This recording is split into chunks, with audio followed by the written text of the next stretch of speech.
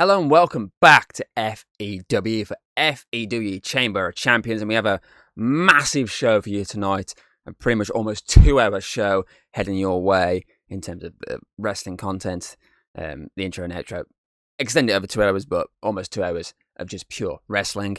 And obviously we had a couple of showdown shows this past month. We had 3 showdown shows to determine who we a part of Chamber of Champions, specifically the chamber matches. And tonight we find out who walks away with the titles. So we're going to be kicking off tonight with the FEW Apex Championship. I did say there might be some changes to the match card. I was happy with the match card, actually. I read it last time, so we're going to stick with it. So the FEW Apex title is on the line first. And we have the Megan defending her title against Tori, Abigail Foster. We have Ellie Frost in there. We have Lucy and we have Nicole Roth, all eyeing the Apex title.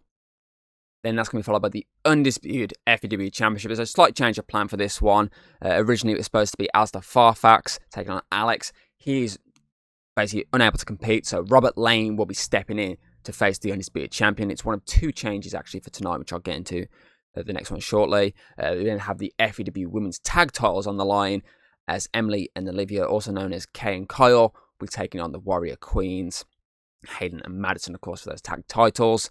We then have the FEW GB Championship on the line, which is the other change for tonight. Originally, it was supposed to be Ari defending against Luke Ventura. Luke Ventura as well is unable to compete, so Ari will defend that GB Championship against Raphael, former DK champion. And then that's going to be followed by the FEW Tag Team Championships, as the Rockwells, who earned the right to face the champions after winning the match against TNE recently, they will face the Reapers of Justice for those tag titles. We then have the Undisputed FEW Women's title on the line, as Mia Russo looks to get revenge on behalf of April, as she faces the current champion, Jessica Rogue. And of course, our main event, the DK Championship Chamber matchup, which will see Thomas defend inside the chamber against Arthur Wayne. It's a big rivalry there between them two. Of course, we have Leon and Ivan, 2 members who have competed inside the chamber before. And then we have Aaron and Isaac also involved, currently feuding after Isaac's betrayal, resignation, not really betrayal, but resignation against Villain Code. So that is our main event for tonight. I mean, we have an incredible matchup. So 2 chamber matches, 2 tag titles, 2 undisputed matches, and of course, that GB Championship matchup. I apologise for the changes to those matches, but shit happens. But hopefully these 2 will deliver either way. So let's get straight into that opening chamber matchup, because we have a lot heading your way. The FEW Apex Championship is up first.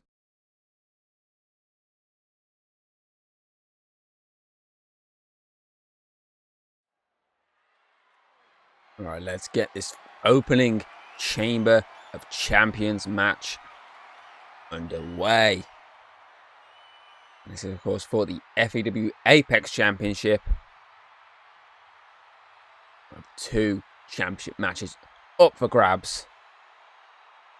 So one of 2 championships up for grabs inside the chamber. The other, of course, our main event later on tonight, the DK Championship. Only the 3rd time in the history of Chamber of Champions has a title obviously being defended in the chamber, and 2 of those are tonight. The last time, of course, that FEW GB Championship that Daniel Baxter managed to retain a couple of years back now. But was that 2 years back now? I believe that was. Our first combatant making her way to the ring, it's Ellie Frost on half of Ice Cold Witch, of course, a former 2-time FEW Women's Tag Team Champion. She, of course, defeated Sophie Walsh to earn her place inside this chamber matchup.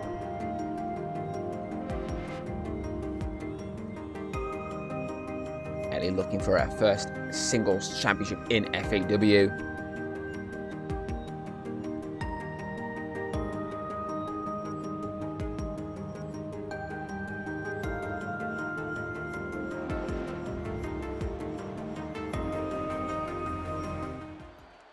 Will tonight be her night? I mean, she's got to go through 5 others to get it. So it's one of those matches where it doesn't matter if you're champion. There is no advantage whatsoever. You could be eliminated first and that's it, game over.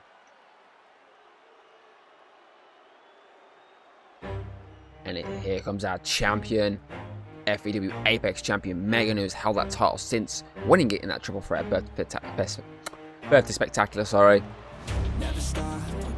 Of course, entering her second chamber matchup after competing in that #1 contendership chamber matchup last year.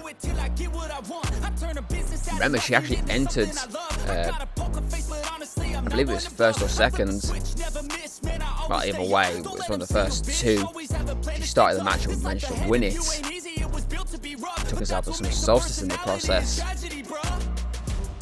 Of course, no qualification required for our champion, because that'd be a weird thing. A champion have to qualify to defend their title.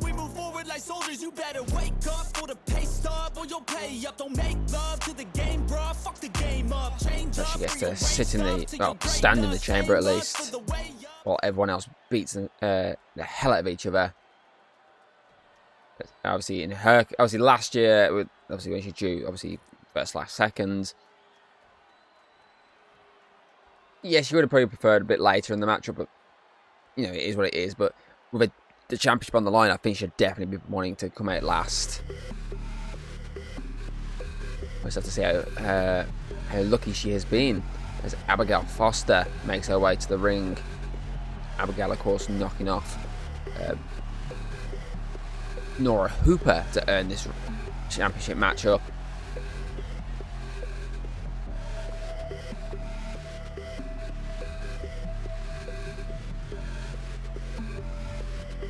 Of course, one of 2 members of this chamber matchup was on the losing side of All Out War last month, and Megan, of course, was on the winning side. So we have 3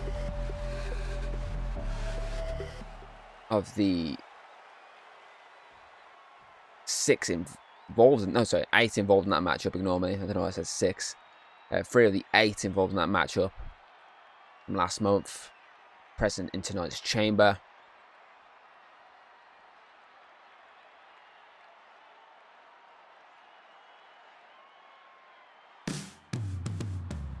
And here comes a former 2-time FEW Apex champion, Tori.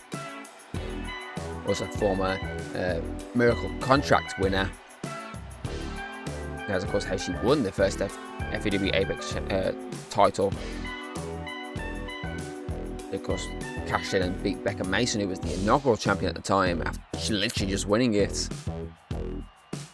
She would, of course, lose in their first title defense, but she would win it back straight away and hold that title all the way to Birth Spectacular. I say all the way, it was literally 2 months, and then she lost it in that winner takes all matchup. She, of course, knocked off Isabella Holmes to claim this spot, and she obviously was the other member of the losing side of All Out War. Her and Abigail will be looking to right some wrongs in their eyes here tonight.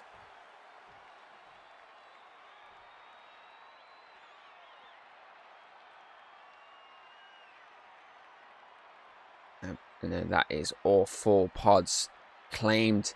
Next 2 combatants will be starting the 2026 Women's Chamber of Champions matchup.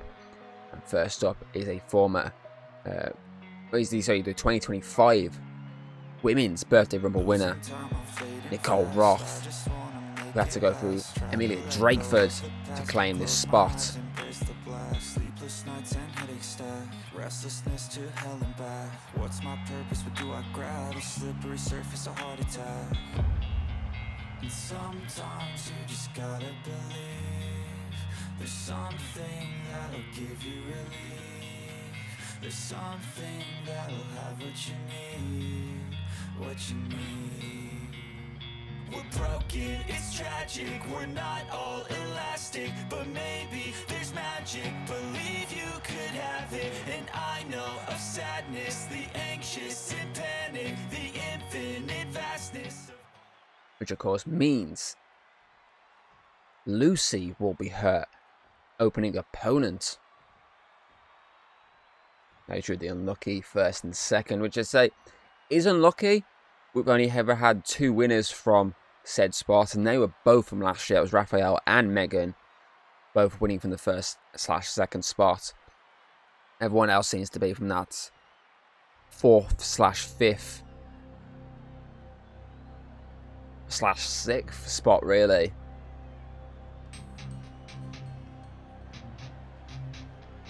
Lucy, of course, winning the final Chamber qualifier matchup, defeated Lily of Paranormal Life.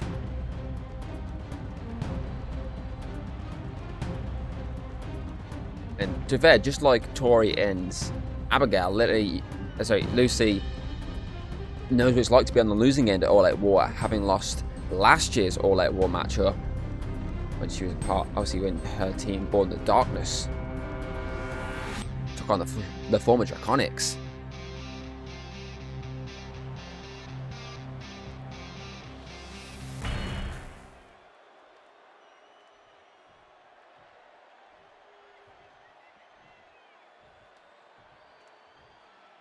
So Lucy and Nicole will kick us off in the opening matchup of Chamber Champions, which of course is our FAW Apex Chamber matchup. That is of course what is on the line. The title that currently is held by Megan.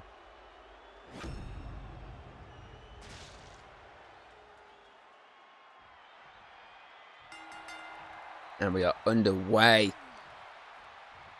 As Lucy looks to take down Nicole early, but Nicole, smooth transition into a German suplex.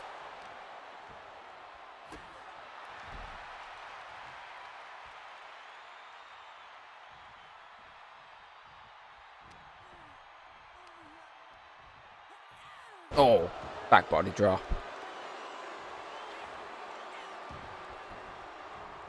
And face first.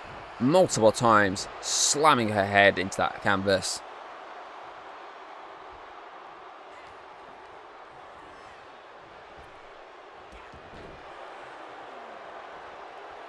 Also, the Apex title currently in the 97th day.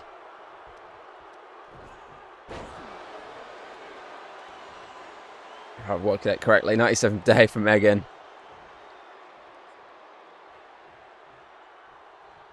Which actually does put a one behind Tori, actually, as Nicole takes down Lucy. Of course, 97 days, but only 1 successful title defense so far. That was, of course, at Recall because of her captaining the All Out War team.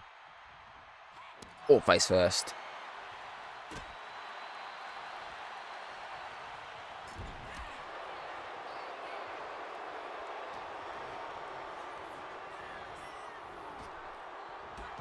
Again, that takes the leg out.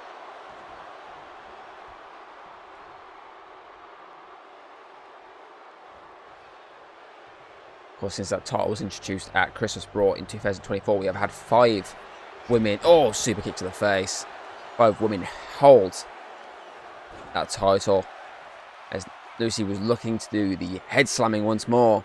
Nicole wasn't falling for this time, and who has drew number 3? Oh, it's a FAW Apex champion. Megan has drew number 3. And looks to try to trim the herd quite quickly here, but Nicole with that uppercut. But turning her attention back to Lucy.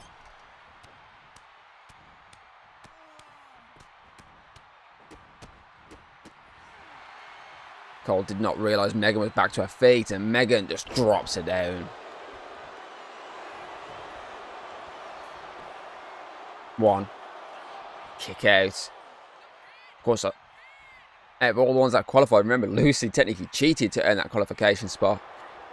To earn the victory in that qualification matchup. She put her feet on the ropes, but was not caught in the moment, so she did qualify. As Nicole stomps the head of Megan. 1, 2. Megan there with the kick out. Megan, of course, a former women's tag team champion and a former FAW women's champion.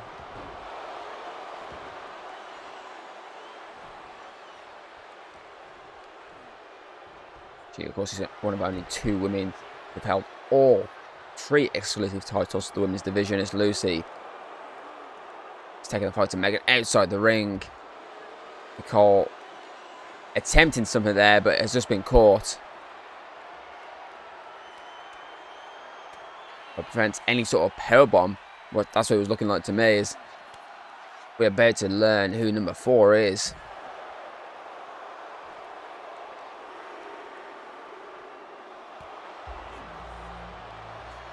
Who will it be? It will be Abigail Foster, who takes the fight to Nicole. But, here we go. The Queen of the Green locked in.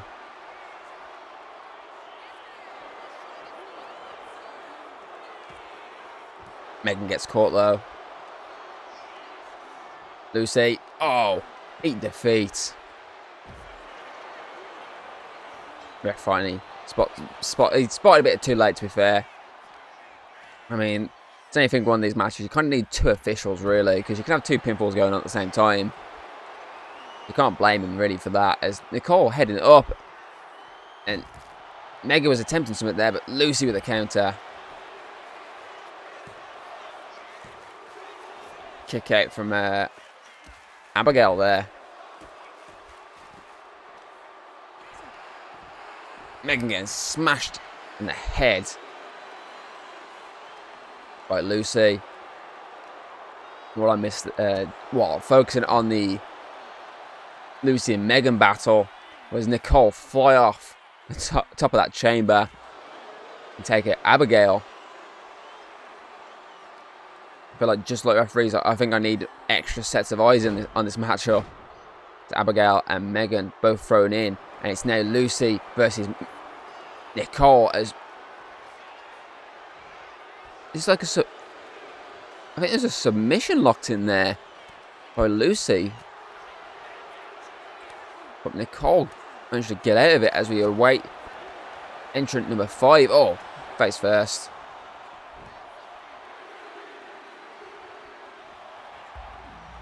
So will it be Ellie or Tori? It will be Tori. As she then just clearly wipes out Lucy for a moment, but Lucy fighting back.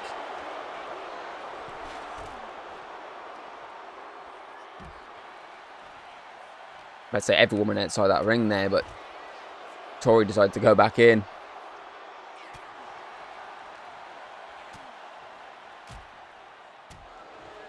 Lucy not having any of it. Neither is Megan, really. They're just wailing away at each other here.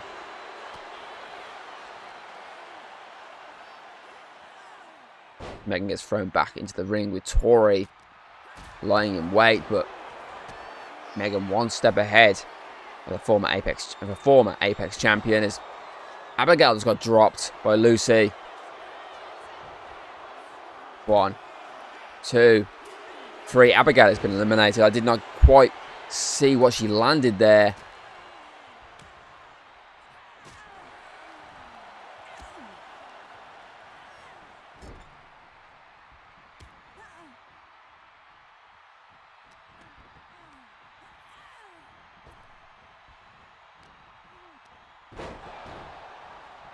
Look like that hell driver she does, but I'm not too sure. 1, 2. Lucy kicks it out. So 1 elimination so far. We still have 1 more combatant to enter this matchup, and that's of course Ellie Frost.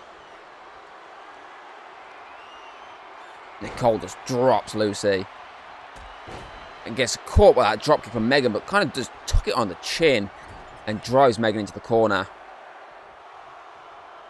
As Ellie patiently awaits a call to enter.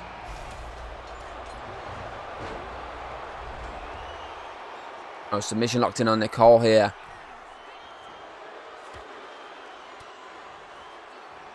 Nothing of it though.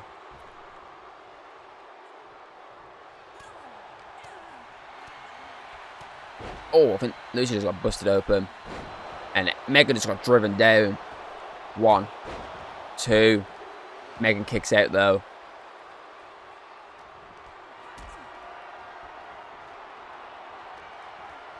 Tori looking for some sort of powerbomb, I think.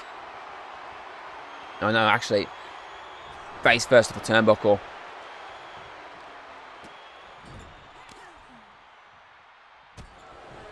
Oh. Oh, double. Nothing is connecting right now for these women. As Nicole, that queen, the green again. This time to Tori. Megan gets dropped. Tori taps. Tori is out. Nicole eliminates Tori. We are down to 4.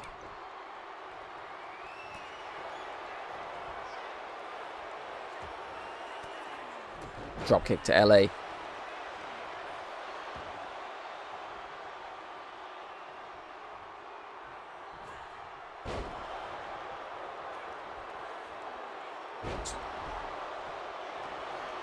Oh, here we go. Pinfall attempt here. 1, 2. Nicole kicks out.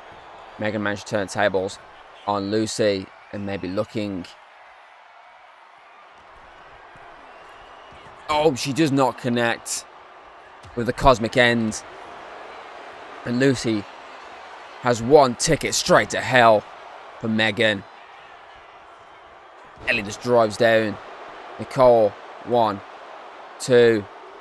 Oh, kick out from Nicole. And refs finally realising. 1, 2, 3. Megan has been eliminated. We are down to 3. And we will be crowning a new FEW Apex champion here tonight. Oh, Megan was... Ellie was attempting something there, but Lucy got in the way. Down with the blizzard. 1, 2, 3. Nicole is out. Down to 2. Lucy or Ellie will be crowned a brand new Apex champion here tonight. Lucy, of course, was in a triple threat at Bout Spectacular to crown the new champion. It was her, Nicole, and Megan. In the end, obviously, Nicole got pinned by Megan. So, was it submission? It's been a few months. But either way, Megan beat Nicole. Lucy then got a second chance at Requel. Lost out in that 2 out of 3 falls matchup. Oh, big knee to the head, into the nose, the bridge of the nose there. Lucy looking for that double knee in the corner, but Ellie with a counter and just sent her crashing to the canvas.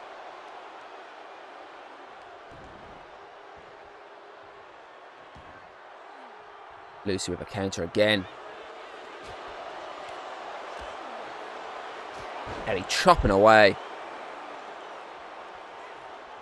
But again, Lucy with a counter. Looks to give. Oh, a knee to the back of the neck. Maybe considering sending Ellie straight to hell there, but the corner first. Or maybe she has a pentagram in mind. But Ellie with a knee up. You saw that before the impact. Obviously, before she even let. But the problem is, because of her jumping backwards, she's not going to clock the knees coming up until she makes contact with them. That would have been it, personally. I think Lucy was seconds away from being an Apex champion. She just needed that pentagram to land. But that's what they say.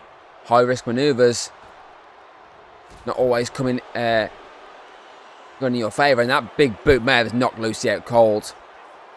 1, 2, 3. We have a new FEW Apex champion.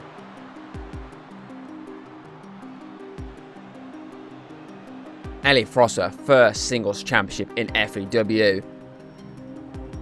From FEW Women's Tag Team Champion to your new FEW Apex champion. What a way to kick off Chamber of Champions with an excellent opening chamber matchup. And we can only get better from here. Congratulations, Ellie Frost, becoming the Apex champion. Next up, the Undisputed FAW Championship. Obviously, one of the two changes for tonight, as Robert Lane steps in to take the place of Alistair Farfax.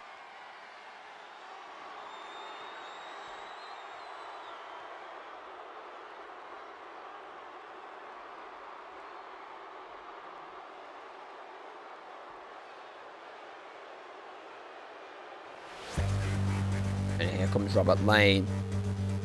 No strange to Undisputed title matches.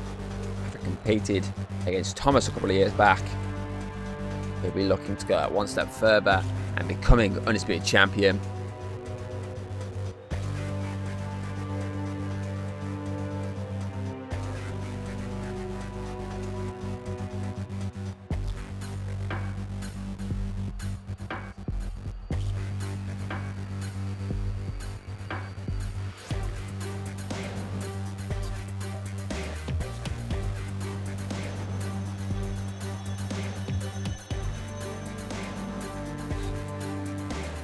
Of course, he was a finalist, I'll remind everyone, in the Bear Tag Tournament in 2024.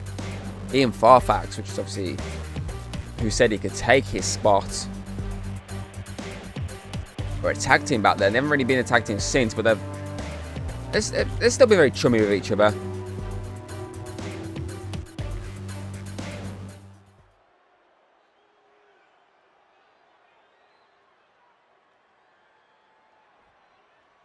And here comes our Undisputed champion, Alex, who has held that title since Rebirth. Looking to make it to his first Summer Solstice as champion. The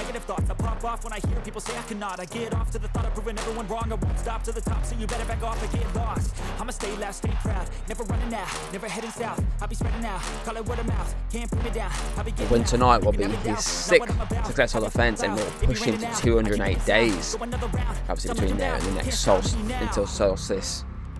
So he'll be wanting to do that here tonight, reach over 200 days as Undisputed champion. So if he manages to win here tonight, it'll put him only a few days behind Bob on the record. So he's obviously at the 5 champions we've had, he's number 4 currently.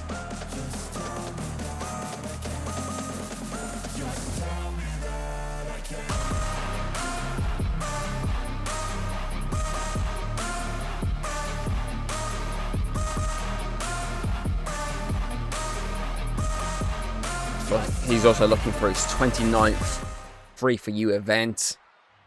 Obviously, 29th victory, at one of these events. Which will be his 41st matchup. So far, 28 wins, 12 losses. Can he make it 29 wins and 12 losses? Or will Robert make it 13 losses for him?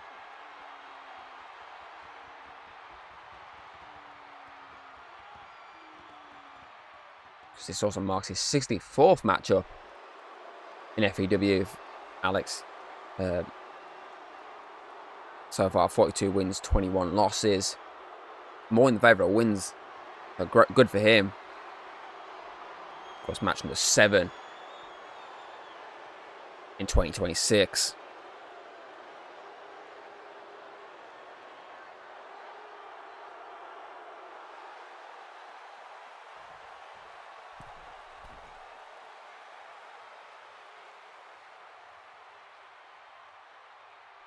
Robert, on the other hand, if I can just find his stats real quick.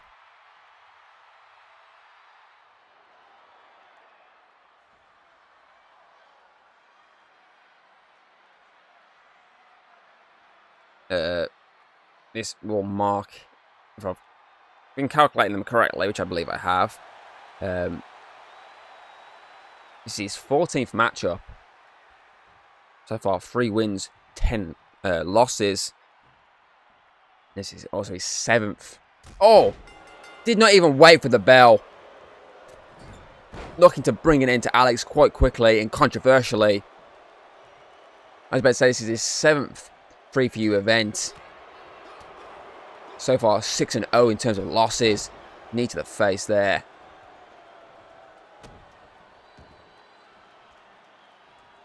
They're cheating going on from Robert Lane.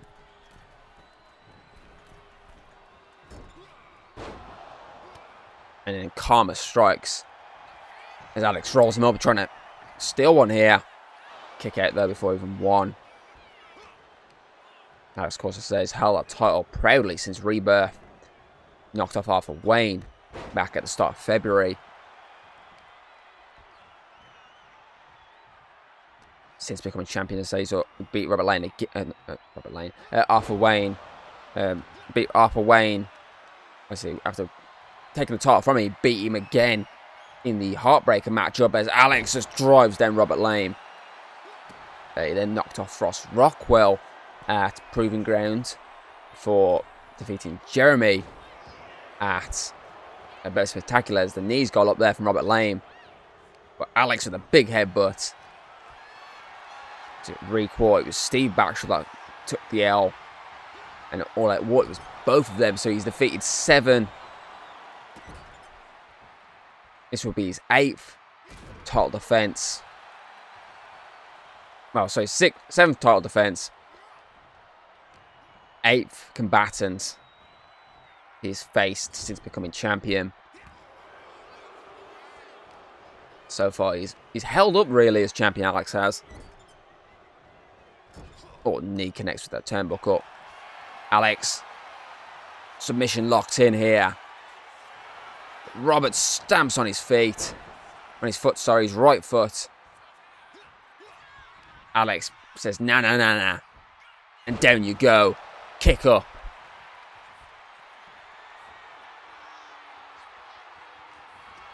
Alex looking for that grisly end. Looking to bring an end to Robert Lane's quest to become champion. 1, 2. But Robert gets the shoulder up.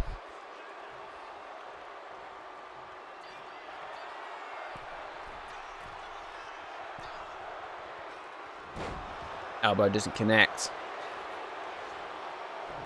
The German suplex does. And so does a moonsault.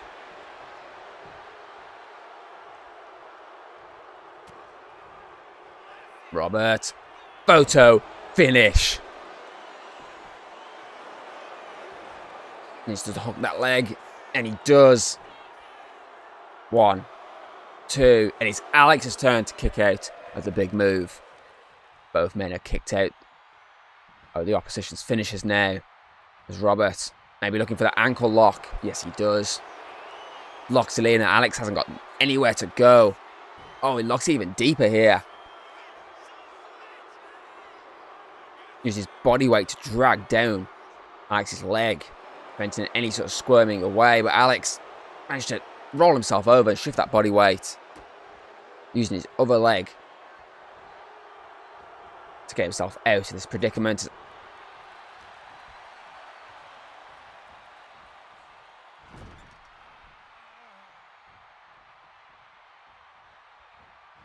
Oh, uppercut into the corner. So to be fair, looking at all the matches Alex has had since becoming champion, obviously Arthur Wayne looking for a revenge was a tough match for him. But if I'm being honest, that triple threat is probably the toughest. The DDT connects. Alex turns it around. That triple threat was probably the toughest one for him. And he came out on top against the Backshaws. Face first of the turnbuckle. 1, 2, kick out.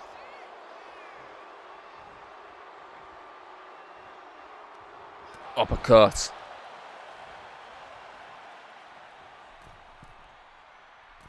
Looking for that punch from the middle rope, but Robert Lane one step ahead this time.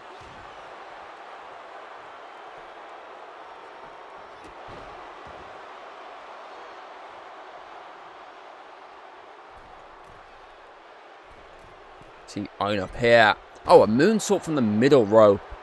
The middle turnbuckle. That was Ballsy, I'll give him that. And he's maybe looking for that ankle lock again. Yeah. This time, though, doesn't put the body weight on it. And Alex easily gets out and lands a clothesline. Oh, big boot connects.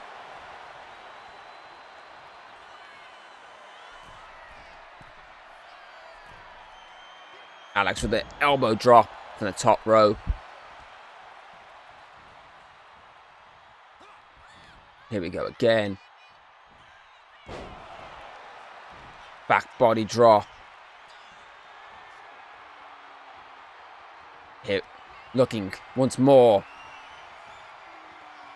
for that grisly end.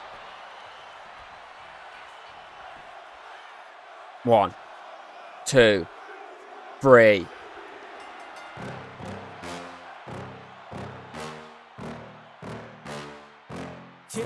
Alex retains the gold now, last minute change to his original scheduled matchup. I think he'll be happy with that performance.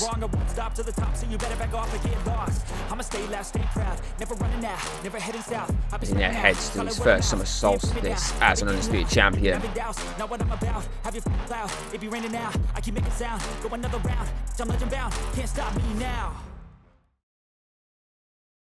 Now it's time for the FW Women's Tag Titles to be on the line. Olivia and Emily, also known as Kay and Kyle, I believe they're calling themselves now. Of course, we're on the winning side at All Out War, which is what earned them this matchup. Now, of course, face our current champions, the Warrior Queens, Hayden and Madison, who are on the losing side of All Out War. Hayden's first loss of that event. So can Kay and Kyle take the tag titles from them?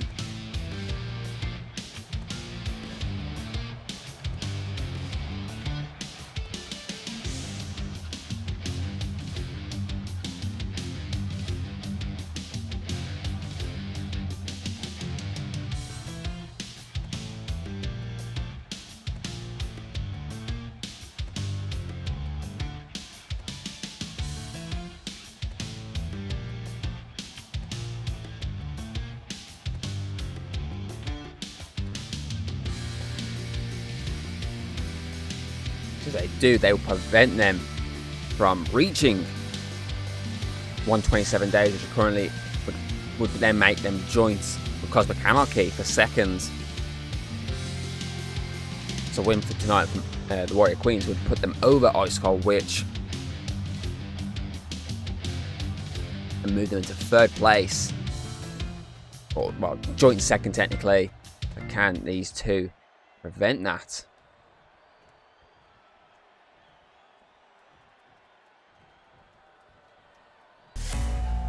Swear to God they all let me down. I always fought just to wear the crown.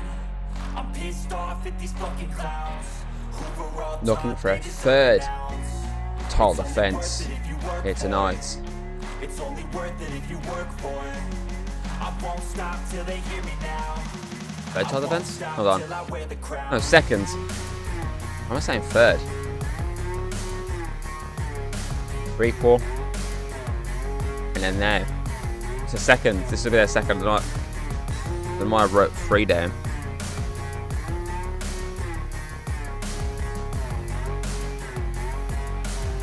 Miscalculated. I'm just telling you to fight for your dreams, but it's not what it seems. Man, it's hard to be seen when everybody wants to be king. Yeah, they all want a ring. Yeah, we all want to be free. So show me what you got, what you bring, how you fight in the ring, how you take a fucking swing. Do you got heart? Are you mean? Got some scars, got some needs. Are you willing to go bleed? Hayden, of course, entering her 72nd FAW matchup. 65 wins, 6 losses. That's a really good stat. And this, of course, our 38th free view event.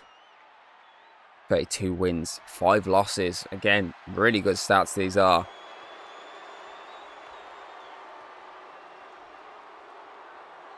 Looks like Madison under her wing has been improving. She's 7-7 in terms of matchups. 7 losses, 7 wins. And of course, it's only a 7-3 for the event, and she's 3-3 in terms of win-loss ratio. So this could swing either way here tonight. And all this is down to going under the wing of Hayden. So 2024, Madison had 4 matches. She only competed 4 times. 2 wins, 2 losses. Not too bad. Obviously, considering the lack of matches. 2025, 1 extra matchup. More in favour of losses than wins, 3-2. And so far, she's 3-2 in terms of wins and losses in 2026. The only time she's lost was, of course, All Out War. And before she was in the tag, before the tag titles came into the picture, that was, of course, Birthday Rumble. In terms of actual, I suppose really she's only lost stipulations. She hasn't really lost a ordinary 2-on-2 tag match or a singles match this year, which is really good actually. As it's, of course, Emily and Hayden kicking us off, and Olivia tried to get involved, and Hayden got distracted momentarily before getting wiped out by Emily. Kick out at 1 though.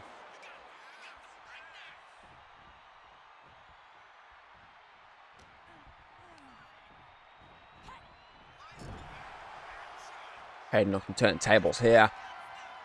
Take Emily out of her corner.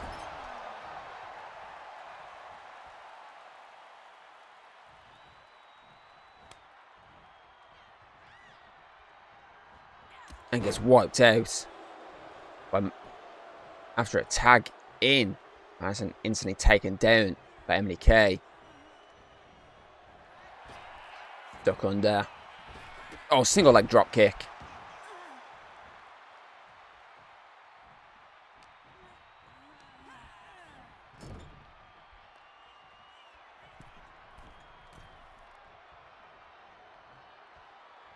Oh, shoulder tackle. Following the tag out.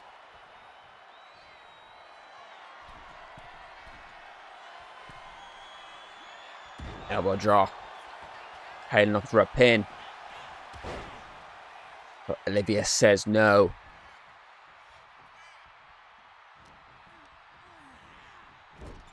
Tags back out. And tandem offense here from the Warrior Queens.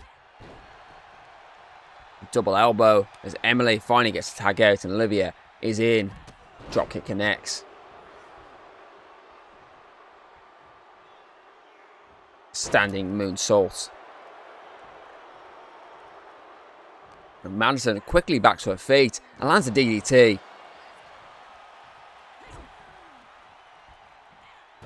And, well, doesn't land a moonsault. She actually spins and rotates midair. In a kind of spiral tap motion. Essentially a standing spiral tap. It's Emily's turn to get involved in the corner as Madison is taken down following the distraction.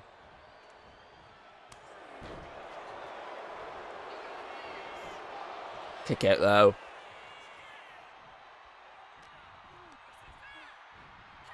Oh! Emily again gets involved, but Madison survives and takes out Olivia Kyle. Emily once again tagged in. Not allowing a clean matchup by either Emily or Olivia. Oh, the splits midair. Madison needs to get out of this matchup.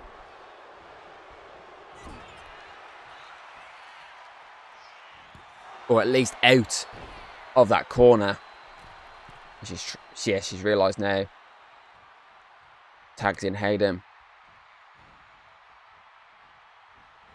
He went for the drop kick, but Emily out the way at the last seconds. But still heading your way tonight, we do still have the men's tag titles on the line. We still have the GB title on the line. The Undisputed FTW women's title. And of course, the second chamber matchup, that DK Championship chamber matchup. It's Emily and Olivia with some tandem offense from the top row.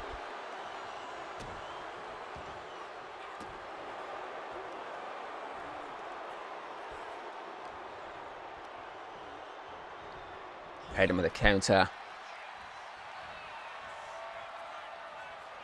Drags Olivia out of the corner. One. Kick out at one.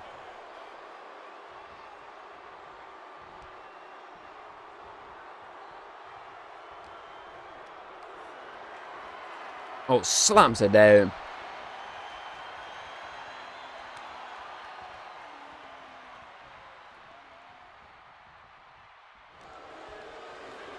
Sends Olivia over. Gets Hayden tagged back in. Oh, headbutt connects. Her rendition of the Razor's Edge. No, it's the Queen. The Queen's Edge. That's a bit wrong, that does actually. So it'll just stick with Razor's Edge.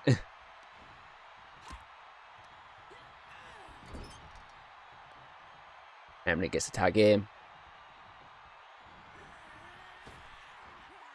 Oh, back body drop. Double back body drop, I might add.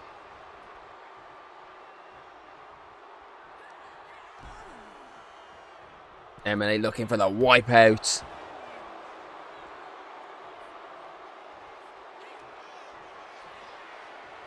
And she has Hayden up and just drives her down. But Madison, before the ref could even begin a count, oh, gets wiped out for troubles, but she keeps the matchup going.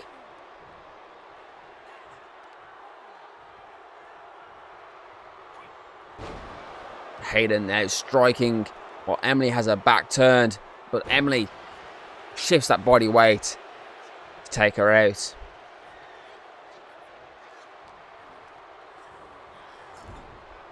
Tags in her partner. Double, clothesline. Double clothesline, really. As Madison gets a tag in.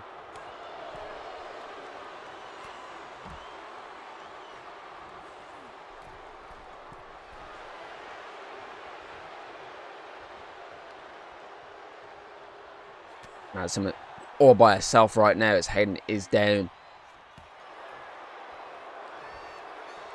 German suplex, and she holds on. 1, 2, kick out for Madison. She arched over in that suplex and held on. Tags in Emily.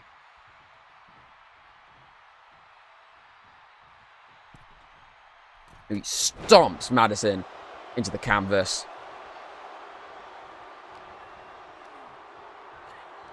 And just drives her down. Madison needs out. Now while Emily's boasting, this might be her opportunity, and she does. Tags in Hayden. Oh, knee. And a big clothesline.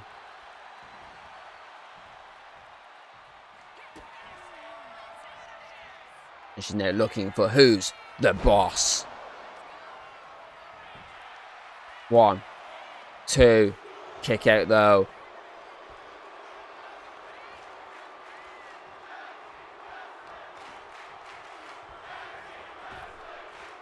Oh, the height.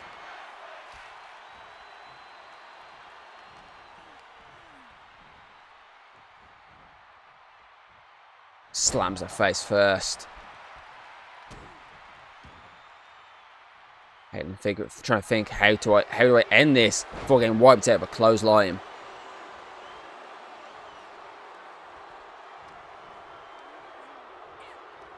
And she's just been caught again. Emily wisely looking to tag out here. Yes, she does.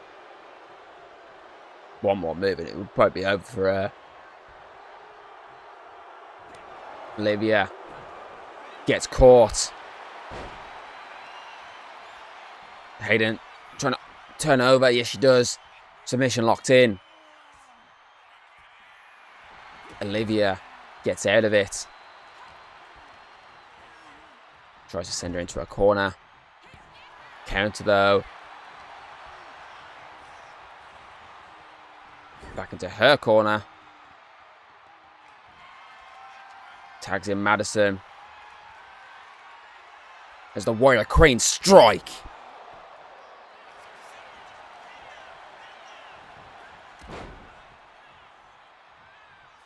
Double Queen does not win it for them, thanks to Emily getting involved there. Madison tags back in. Hayden looking for an assist from that top rope. Shoulder tackle connects.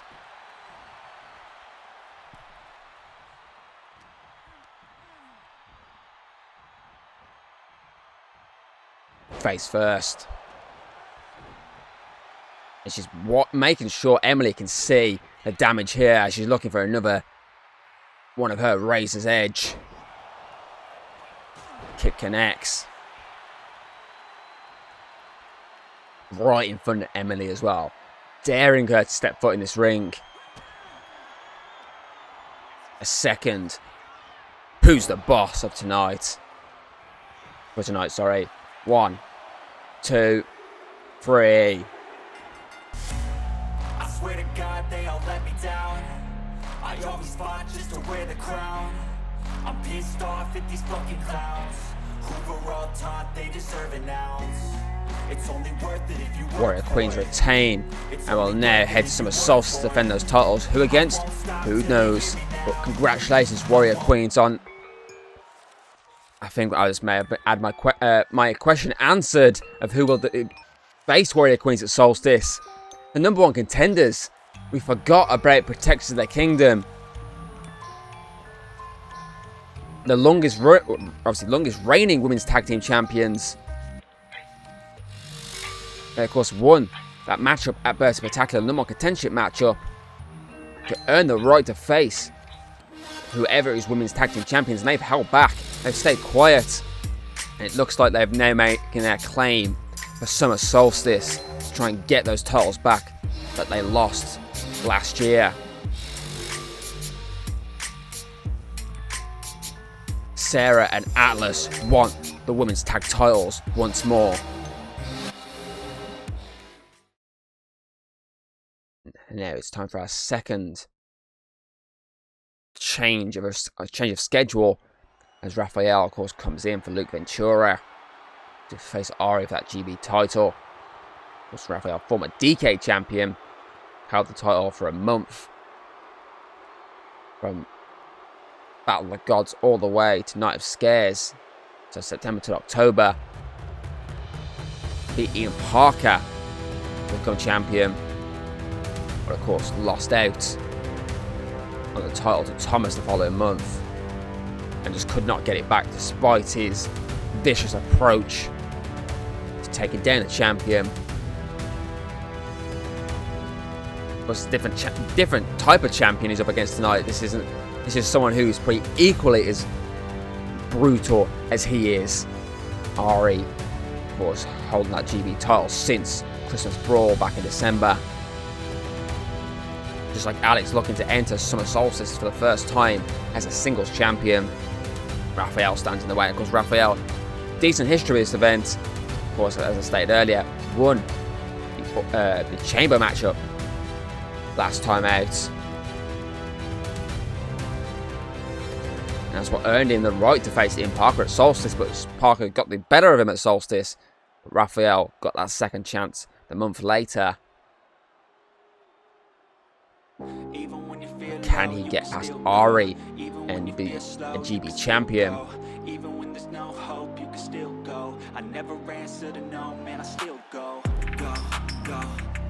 Come only, I believe, the second person off the top of my head in the history of FEW to have held both the EKE and GB title. Of course, the other one was the man that Raphael lost the DK title to, which of course was Thomas.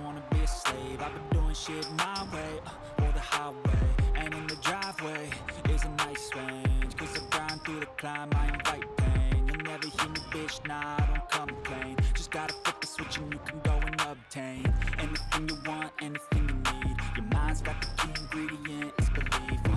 They deceive with the negativity, but I just slide right by that energy. Even when you feel low, you can still go. Even when you feel slow, you can still go.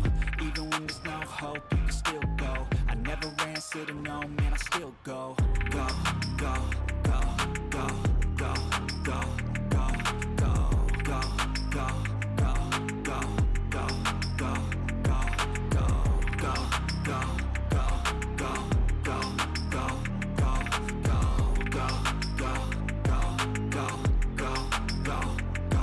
go, Third time that title will be defended. The Chamber of Champions, if you don't technically count Thomas's Undisputed matchup, I believe it was actually in 2022. Let me just do a check.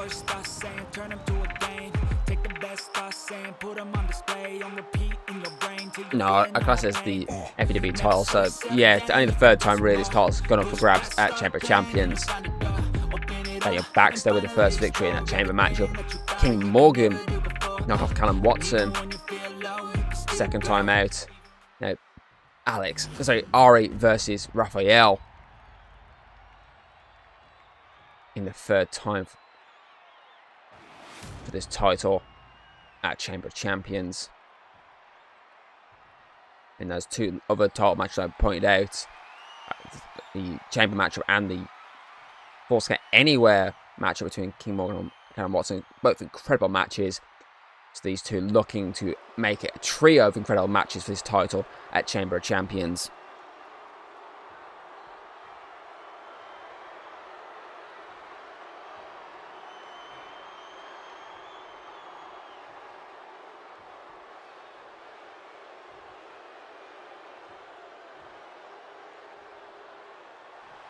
Ari, of course, looking to go 246 days with a victory here tonight. Already in third position of the ranking, no matter what happens here tonight. Looking to, obviously, currently on 5 victories for that GB title. 5 successful defenses, sorry. Which draws Ari level with King Morgan. A victory tonight will put Ari only 3 behind, going level with Baxter. Bear in mind, this has been just one reign. Daniel Baxter had 3 reigns. Obviously, no successful title defense in the first reign, obviously. And none in the third reign. All of them are in the second reign. So, technically, you could argue 9 in at least one reign. So, it's a really good stat. My brain completely forgot that he lost out in the first title reign and the last title reign before having an actual reign with it. Because Ari just got dropped.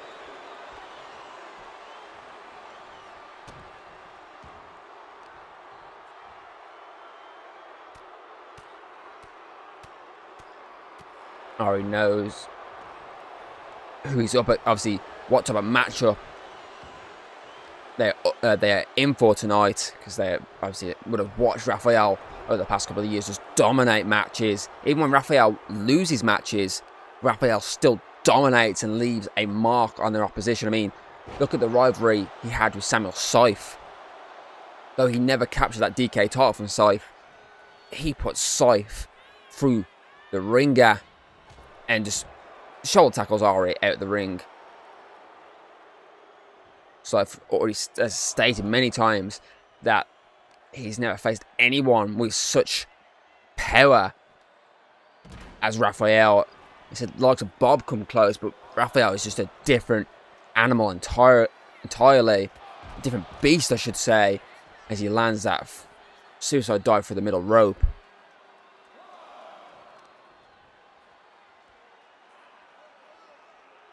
Elbow to the spine.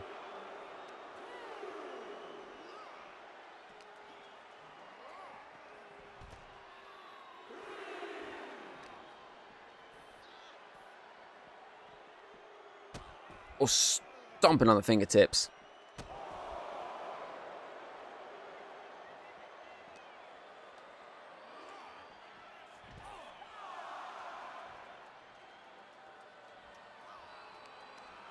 Oh, kick to the face.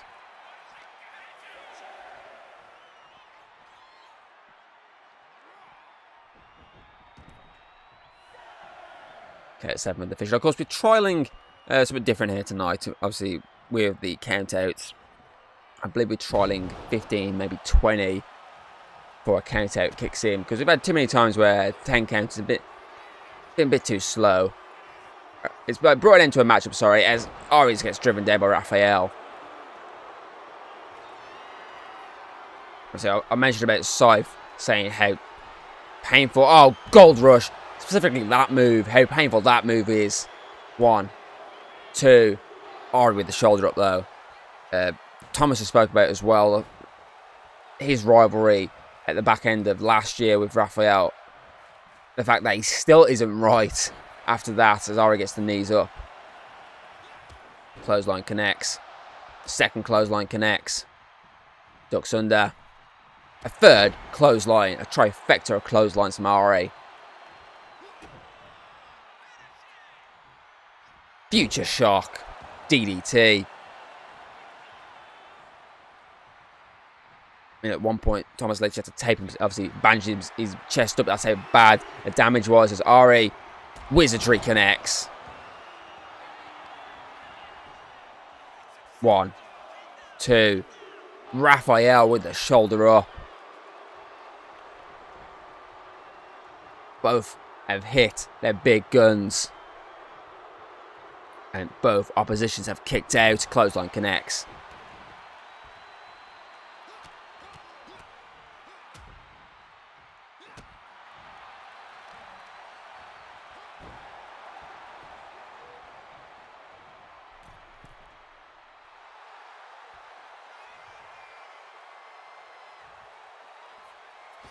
Oh, shoulder tackle does not hit.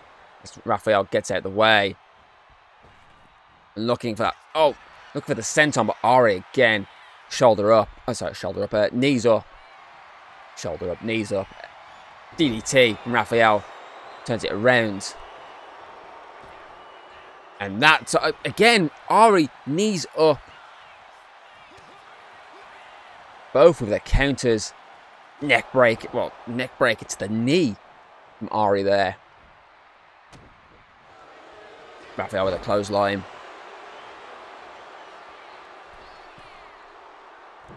Elbow drop doesn't connect. Again, Ari at the way.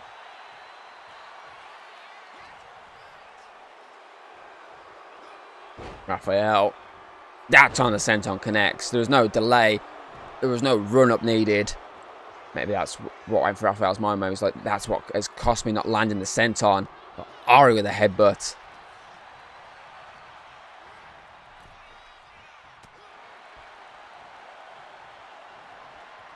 It's time to beat the chest of Raphael.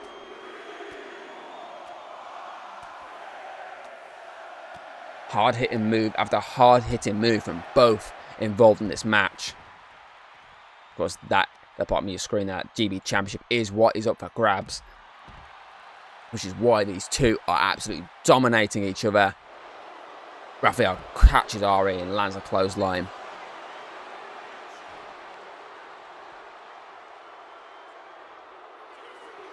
Oh, outside.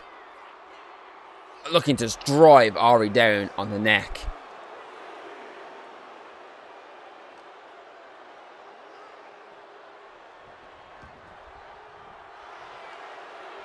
Oh, go for a pin. I thought he was going to go for Gold Rush. 1, 2. Ari with the shoulder up though. But Gold Rush may have been in the mind for Raphael there. Might have brought an end to this matchup if I'm being honest, if that had hit. Raphael. Running uppercut. They're squeezing the life out of Ari's neck.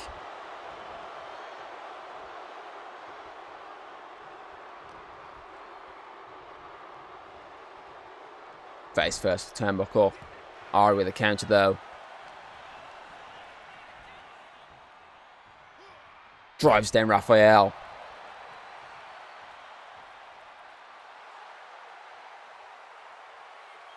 Oh, he's screaming at Raphael before landing that shoulder tackle.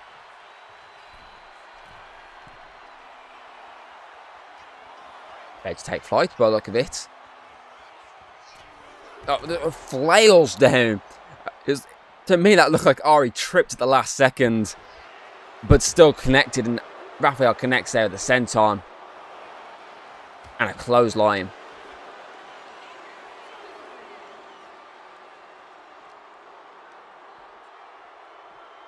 Ari counters and sends Raphael crashing into the corner of the arena there. Stomp away.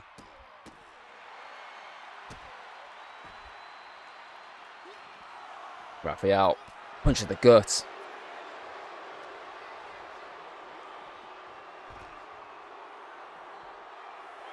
A 6 from the official. So a bit of a longer count here tonight. A trial.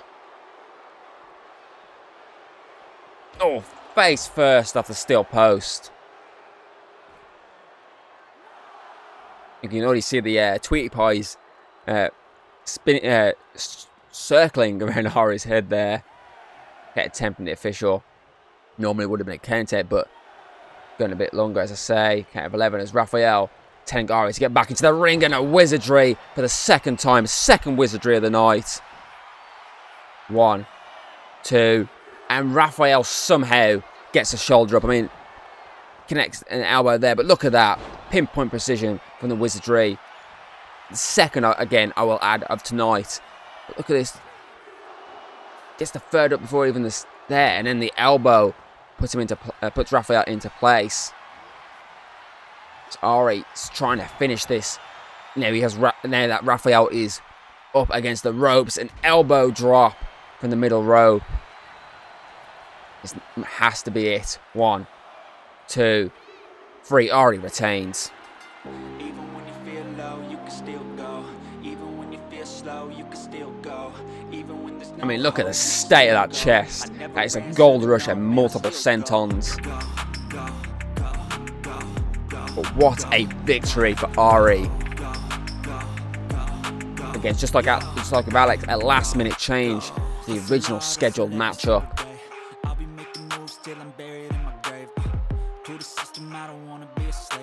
And Ari's heading to Summer Solstice with that GB title. Who against? Well, you have to wait and find out, won't we?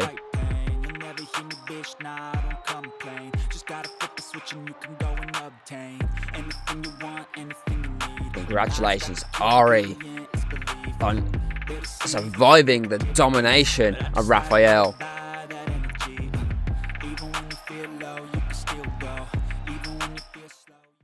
Now it's time for the FAW tag titles to go on the line. As the Rockwells face the Reapers of Justice. Reapers, of course, been tag champions since their Spectacular Night 2. The Rockwells earned this matchup after defeating TNE on Showdown. And I'll be back momentarily. Taking a quick break while the entrances take place. And it will, of course, be the Rockwells heading your way first.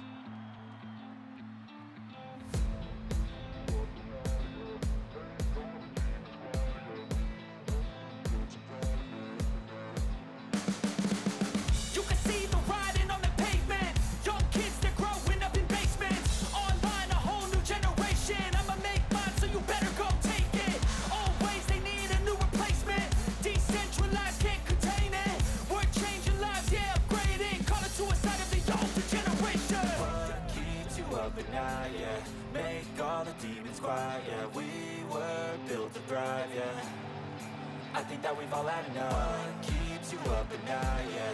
Make all the demons quiet, yeah. We were built to thrive, yeah. I think that we've all had enough. Yeah, I think that we've all had enough. Sick of dealing with the old.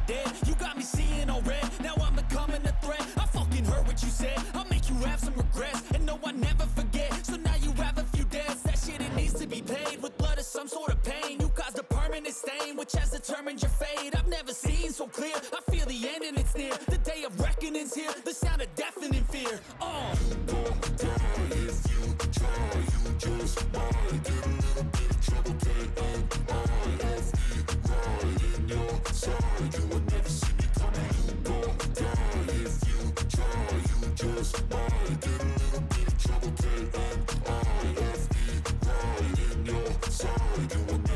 energy is next level, so damn you better be careful. I got an angel and devil, he snaps me straight in the temple. I'm ready to be a rebel, I've got a lot of potential hidden inside of this vessel. That shit is so exponential. I need a first class ticket to the top, no limit. I don't play no gimmicks, I'ma take you to the clinic. If you want a taste, come at me and you will be replaced. They won't find a trace of you anywhere or any place.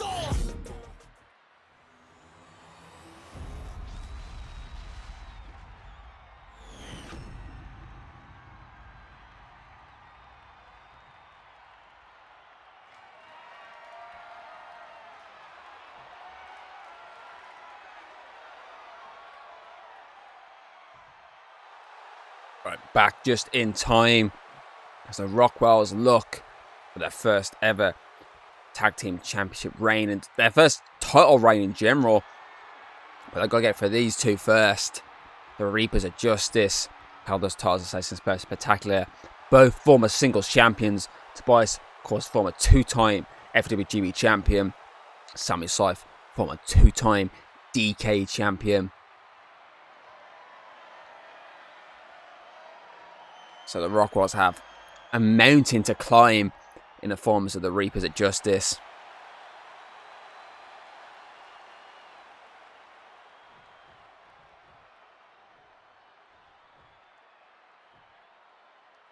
Who are looking to go 117 days as champions with victory here tonight.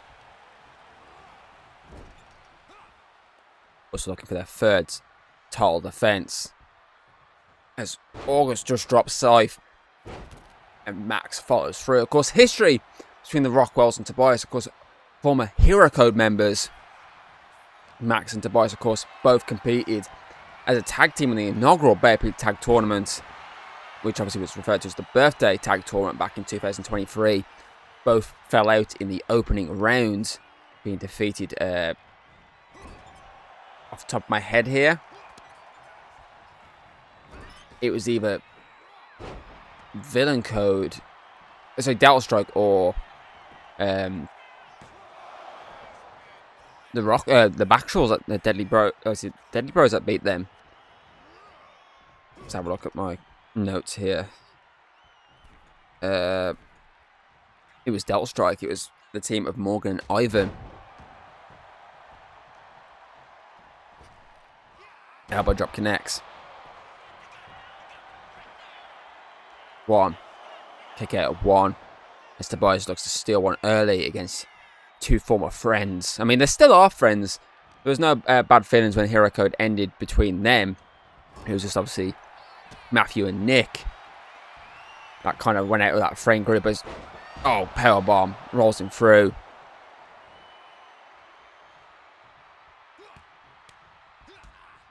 As I say, obviously, Tobias and Scythe former champions in the singles divisions.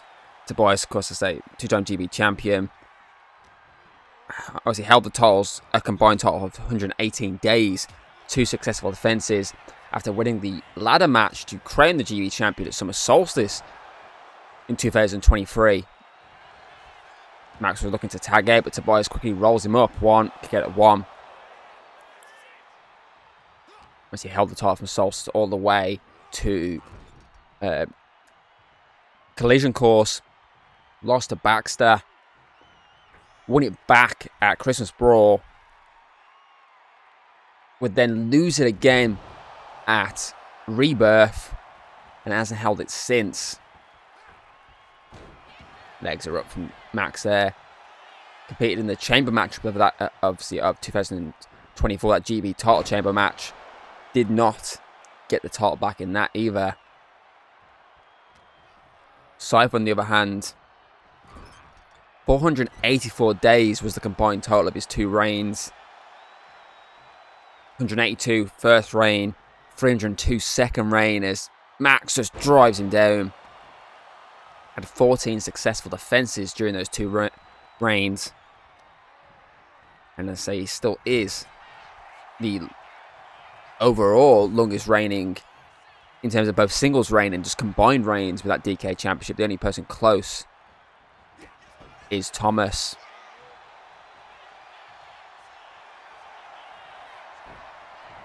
Rolls him through, looking for that submission, but Tobias quickly in there.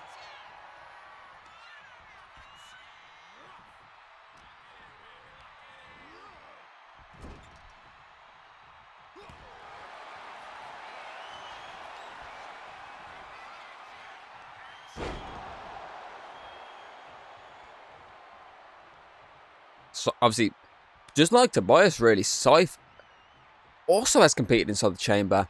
The inaugural 2022 chamber, he was in there. He started the matchup with Bob. Didn't win it, but he has history just like Tobias inside the chamber, but obviously both competing in tag team action here tonight instead. As Tobias gets the tag out. And Scythe with a tackle.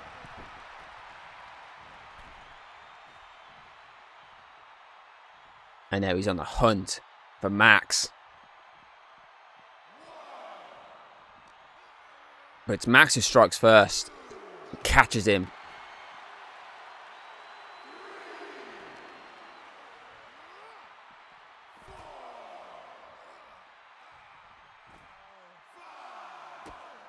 Of course, Scythe and Tobias will want to compete at Summer Solstice for the first time with those tag titles.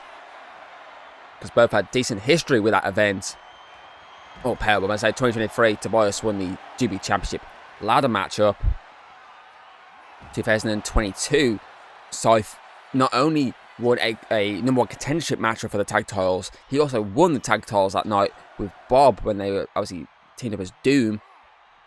2023, he made his return and won the DK Championship. Obviously, this event was his return event. I'll put that out there as well. So I say a lot of history with this event as well with Scythe. Obviously, returned to this event. Say won the DK Championship against Bob at Solstice. Oh, the spear doesn't connect. Max looking for that elemental spear that August used, but Scythe turns it into a DDT. 1, 2, kick out. At the 2024 event, Scythe would defend the DK Championship. Here's my brain trying to remember who he defended against. The knee connects from August for wailing away at Scythe. Let's have a look, actually.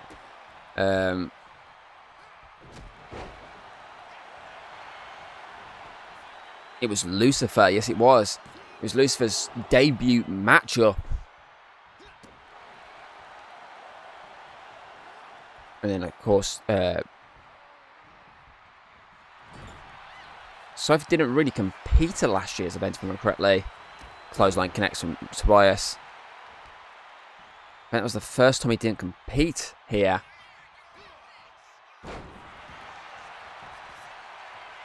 One, two, kick out. But either way, Scythe has never lost at Solstice, so a win here tonight would give him a good shout at being favourite at Solstice. And then same with Tobias. Oh, knee to the spine. I don't think he's ever lost at Summer Solstice either. But then again, if you've only had one matchup, you can't really argue anything there, can you?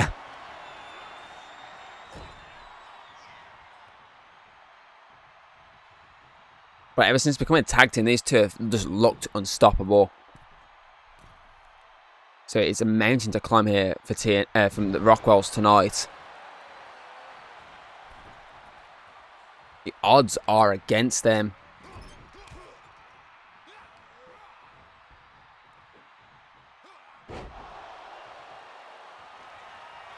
And they know if they lose here tonight, they might not get another chance as the leg drop connects at these tag titles for a while.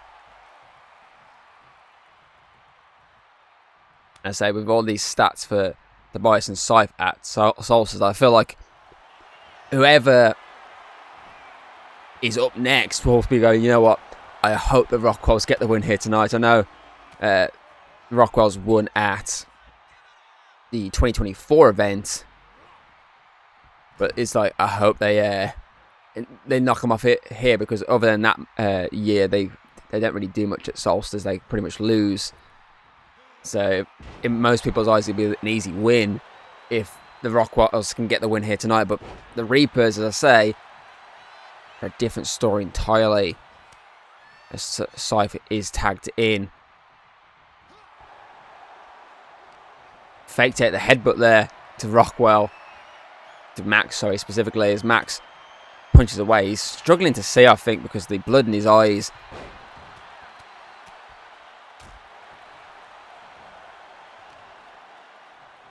Cypher yeets him up into a chokeslam powerbomb-esque move.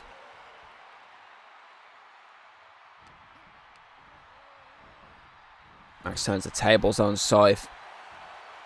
Cypher turns it back.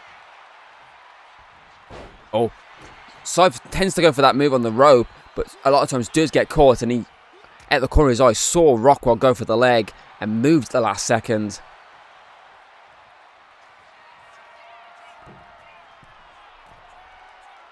Oh, Swanton bomb. The Reaper bomb. But August, sorry, with the save.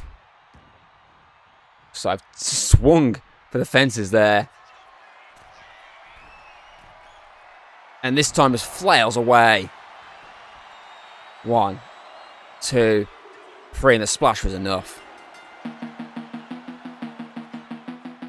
The Reapers are heading to Summer Solstice. Odds aren't in their favour, whoever they're up against. But I'm being told there's something going on backstage, actually. So if we can get backstage, we can see what the commotion's all about. I'm being told 2 teams are brawling over the rights to face the Reapers. And it's stood expressing Golden Jag. No one has seen either of these teams since Birth Spectacular. Tickets, please, that was from James. Obviously, the Studs lost to the Reapers at Birth Spectacular and haven't yet used that contractual rematch clause that obviously was in that title matchup. And then Golden Jag won that number 1 contendership tag team matchup. Obviously, the following night, I believe it was. No, so it was the night before, actually. Well, the night 1, you know what I mean. Not night before. It was technically a few days before, but you get my point. So they earn the right to face any of the tag team champion, or whoever's tag team champion, I should say, whenever they feel like it. And it looks like these 2 teams are brawling over who gets the Solstice matchup. Kick connects from Callum Watson. I think that's what's going on here. It is a battle of alpha males over who faces the Reapers, and both have equal amount of, it's us, we deserve this matchup. I think we need to get security down there to separate these 2 teams so we can decide what the hell's going to happen at Solstice. The Reapers are stood in the ring still, watching this on the big screen, thinking this is going to be chaos no matter what happens.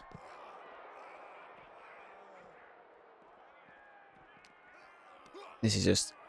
we need to get security down there. This is going too far right now. It's Watson versus James. Baxter versus Connor. Nice connects. And yeah, I'm being told security's got rushing in there to drag them all apart. This is just chaos. I have to figure out what the hell's going to happen at Solstice now that both teams have now made their claims to the rights to those tag titles. And next up is our last non-chamber matchup of the night.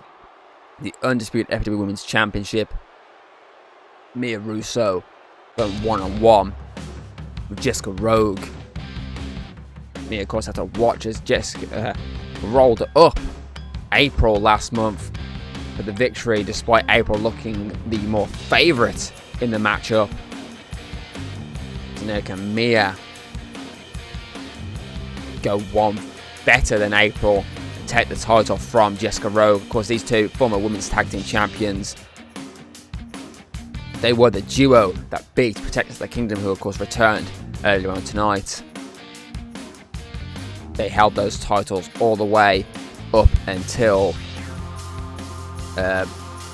Rebirth, when they would lose to the Union, who would then themselves lose at Proving Grounds.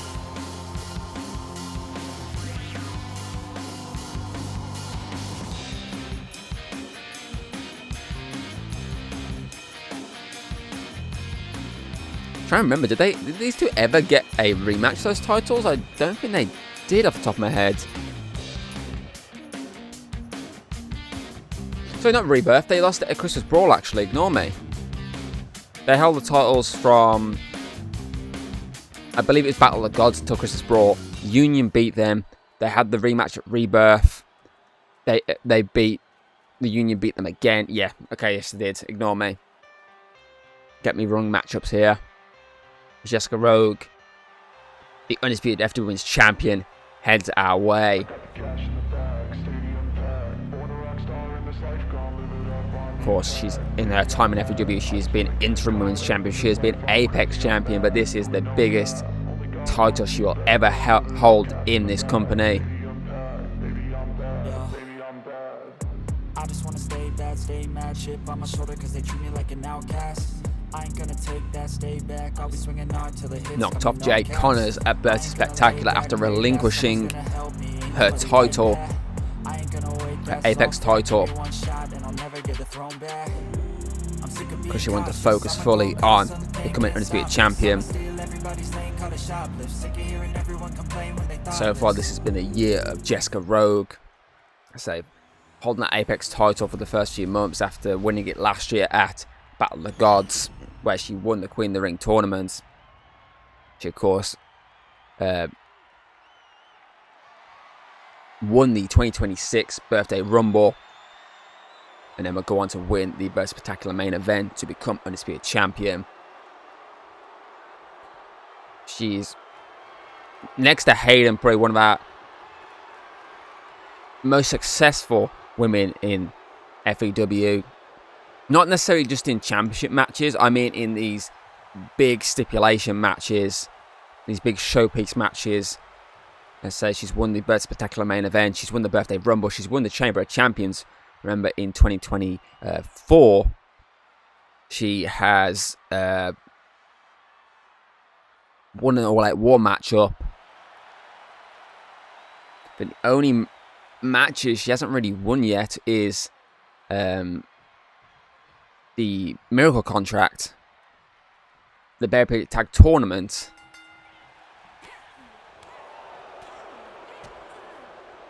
I think that's mainly it. I say she won the Queen of the Ring tournament. She's only two matchups away. Oh, they're getting bent there from winning all the big events, really.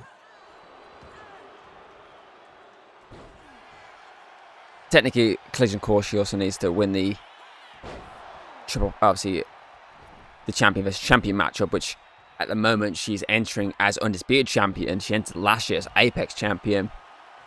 She'll be looking to enter this year as Undisputed Champion.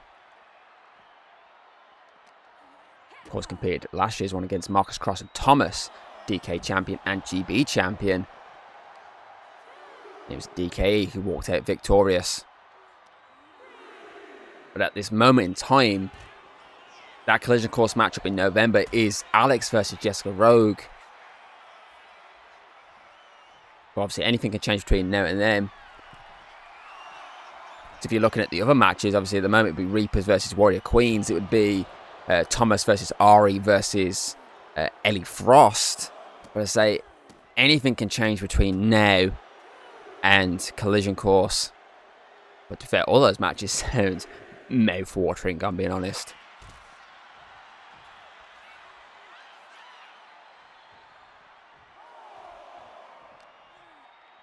Jessica first must get through Mia Russo before looking to the future, looking to Summer Solstice, looking beyond Summer Solstice. She needs to get through Russo first. And of course, no stranger to this Undisputed Women's Championship. She, of course, competed against Hayden back in 2024 for the title. And brutal ambulance matchup the two had. That's to be honest, they had some really good matchups for this title, but Mia just could not get the job done. So now there's a new champion in the picture. Can she do it tonight?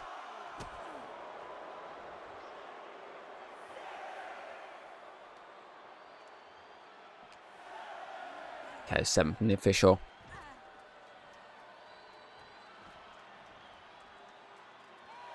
Okay, 8.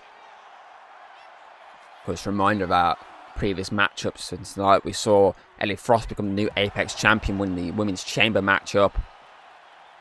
We saw Warrior Queens and the Reapers just to retain their respective tag titles. Oh, April's delaying Jessica Rowe from making the jump here. She still connects though. But the hesitation there, it just cost her in the end. The neck break from Mia. April getting involved here. There's a kendo stick in the ring. Oh, he just rolled into Mia. I don't think she realised leg drop connects over the kendo stick. This could be it. April may have cost her. 2. Mia kicks it. April may have... She almost cost her tag team partner there. She didn't realise how far that kendo stick rolled. As the official finally gets it out of the way. So,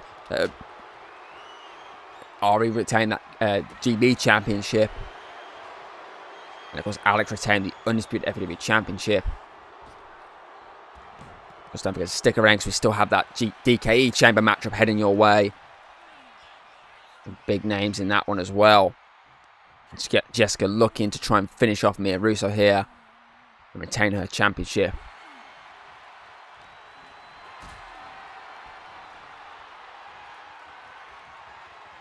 Eyeing up a trip. Well, both of these women eyeing up a trip to Summer Solstice. Both have been there in the past. Both have been unsuccessful there in the past. Oh, dropkick connects.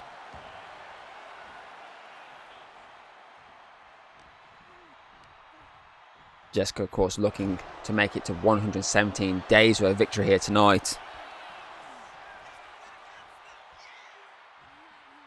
Oh, the tower brings her down.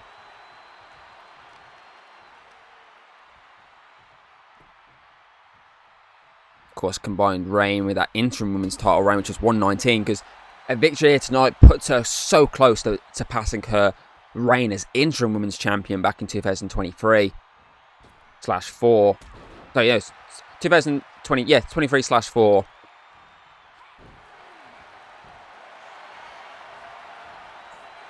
Oh, here we go. Submission locked in.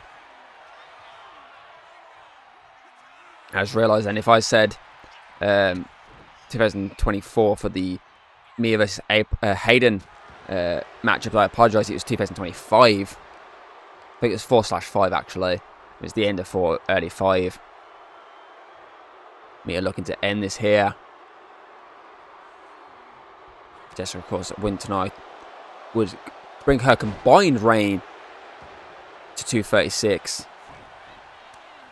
And she, of course, looking for that 6th victory as a Undisputed champion.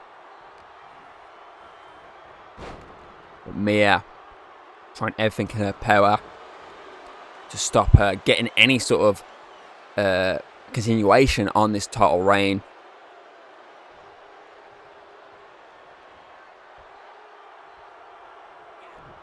Catches her. Rolls her through.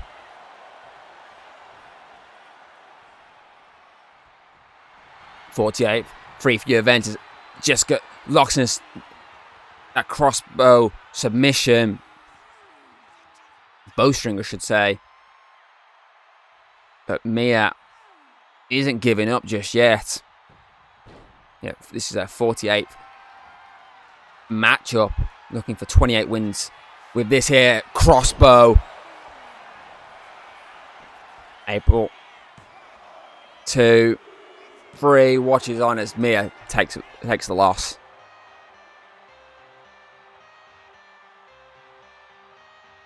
Jessica Rogue is heading to Summer Solstice as your undisputed FEW Women's Champion. Has now knocked off both members of this tag team that April and Mia have formed.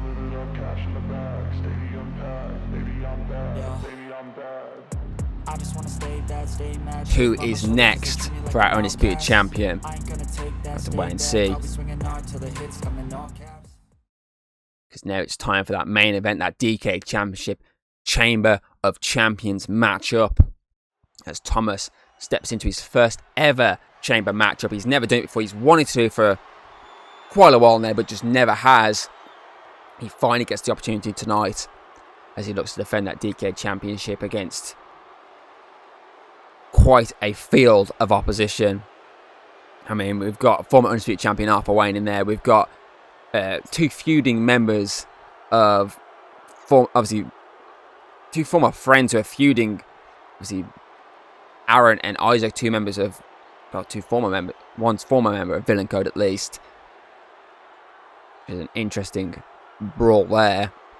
Obviously, we have Leon involved. We have Ivan of Delta Strike involved.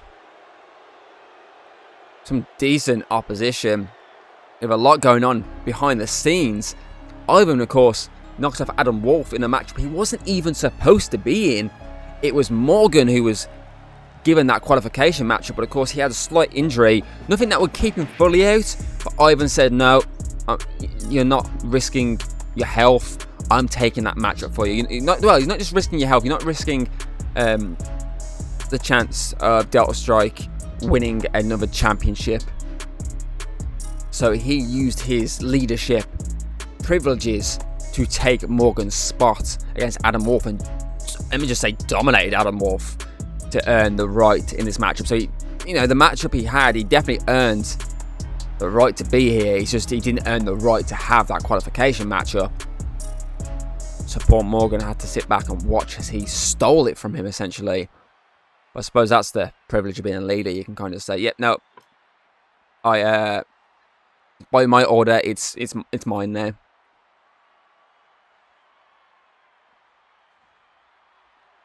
So Ivan takes up a chamber pod. Ivan, of course, if I remember correctly, competed in last year's chamber matchup as Leon makes his way to the ring. Leon, of course, knocked off former DK champion Alex Boyd to earn this spot.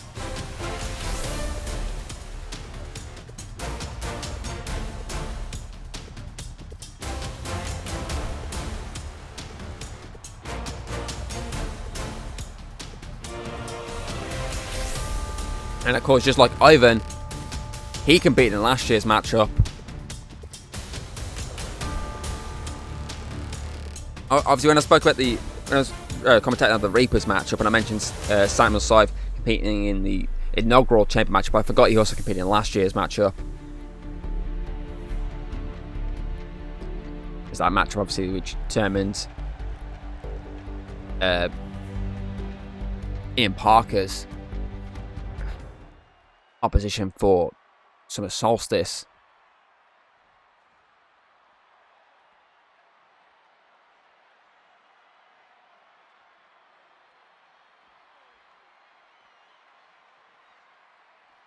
So two of these have history in the chamber. Can that help them? Because it proved earlier it didn't when Megan lost. And here comes our DK champion. Just like Megan starting inside the chamber pod. It's obviously, after watching that, he'd be thinking, I hope I'm a bit later. But then again, he's a fighting champion, so he wouldn't mind if he was the one to start in this fight. As he's looking to head to Solstice for the first time as DK champion. First ever Triple Crown FEW champion. Having held the GB Championship, the DK Championship, and of course that Undisputed FEW Championship.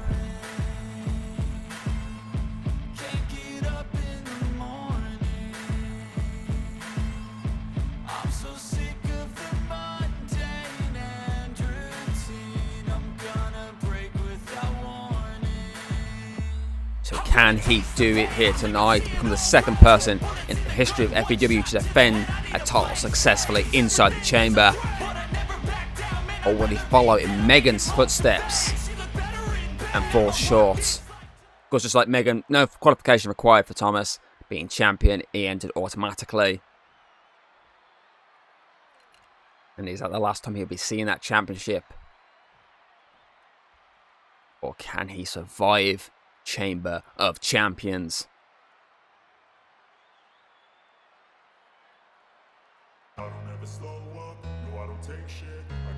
Cool. Talking of former champions, here comes the former undisputed FAW champion, Arthur Wayne. Heavy history with Thomas, being the one that took the title from him at Versus Spectacular last year.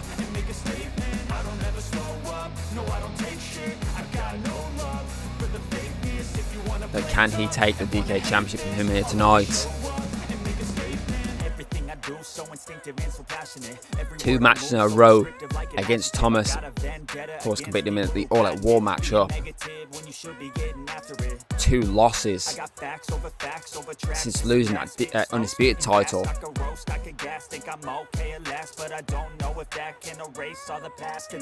So as champion, or as before champion, Thomas couldn't get the better of him. Post-champion, Thomas has got the better of him twice. After, of course, knocked off Christian Vega to enter this matchup. And he's the last member inside the pod, which means the 2 feuding, obviously one current member, one former member of Villain Code, will start us off. It will be Aaron, it will be Isaac, kicking us off here tonight. And Aaron out first. Aaron, of course, beat Isaac to earn this matchup. But of course, it was that victory and a secret stipulation that Villain Code did not know about is what gave Isaac the matchup. Because, of course, Isaac had to go through the other members of Villain Code, Drake and Edgar Larson, to earn the spot against Aaron. Aaron went one-on-one with him. Isaac looked like he was about to win it. Villain Code distracted Isaac. Aaron hit that command shot, stole the matchup, but of course a secret stipulation where if Villain Code got involved in any sort of way, that Isaac, no matter, obviously, if he lost, he would be granted the spot only because of the injury to Ian Parker. I want to remind you, Ian Parker, of course, former DK champion, originally scheduled to be a part of this chamber matchup, picked up an injury thanks to an attack by the Shadow Dimension on the second showdown of the month. That was then when we decided to stick a secret stipulation on Villain Code, obviously Aaron versus Isaac's qualification matchup, just in case obviously Isaac got screwed over by Villain Code. The other option we had was obviously all the losers would have competed in a qualifier match tonight to earn that spot, but it wasn't required because Villain Code, we just had a feeling what was going to happen, and in the end their villainous sides got the better of them, and they gave Isaac a straight path into this matchup despite losing his qualification against Aaron.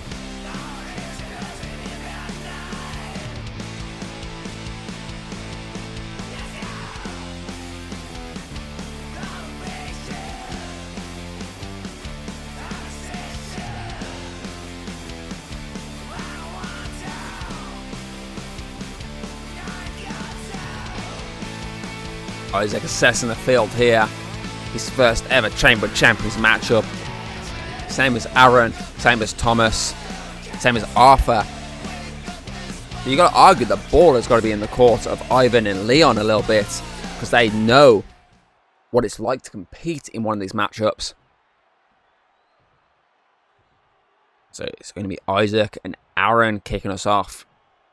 The former giant, the former Greek giant of Villain Code versus the current leader of Villain Code, the man that Isaac screwed over in that GB title match at All Out War against Ari.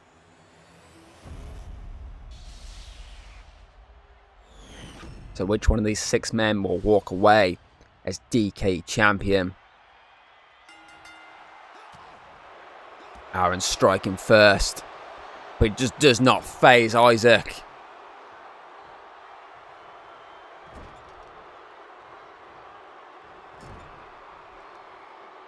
German suplex connects. The viciousness. You got to admit, Isaac's got to be definitely a favourite in this matchup.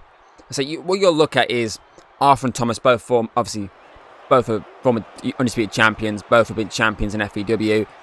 There's there's definitely some experience there which could help them get through this matchup. Ivan and Leon both competed in this matchup. Both know what it takes to compete in one of these matchups. Yes, they didn't win, but they know what it's like in the conditions inside here. You've got to be a bit favoritism there as well.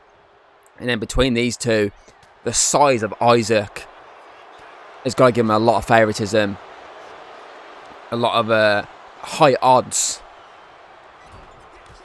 So you could have argued that Aaron is a dark horse because there's no experience whatsoever in terms of championship size advantage or experience inside of chambers. You've got to admit, maybe he's a dark horse in this matchup.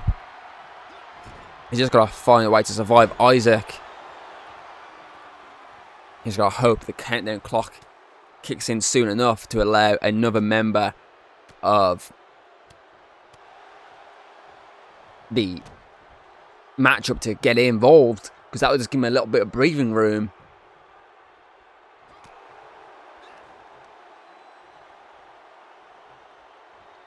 Because at the moment, he is getting absolutely dominated by Isaac. There's no villain code to help him here either. He needs to rely on his fellow combatants as a powerbomb connects not once, but twice. And not twice, but 3 times. As Leon draws number 3 and 1. Aaron kicks out. So Leon involved now. So Isaac has to turn his attention to the fresh Leon. But again, the strikes do not faze Isaac. And he catches both men. Not once, but twice there. Both men went to sort of take a strike towards Leon. Leon bends them head first off each other and then use that rope to connect with both. And a spin kick takes out Aaron, but a German suplex just crumbles Leon to the mat. I mean, it was one suplex and Leon just literally crumbled.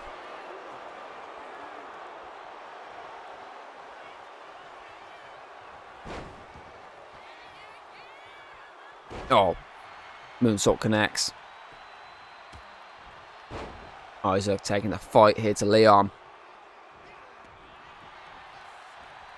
Prevents the high flyingness, and again, Leon crumbles following a German suplex, and Aaron is being hit with not 1, not 2, but a trifecta of German suplexes.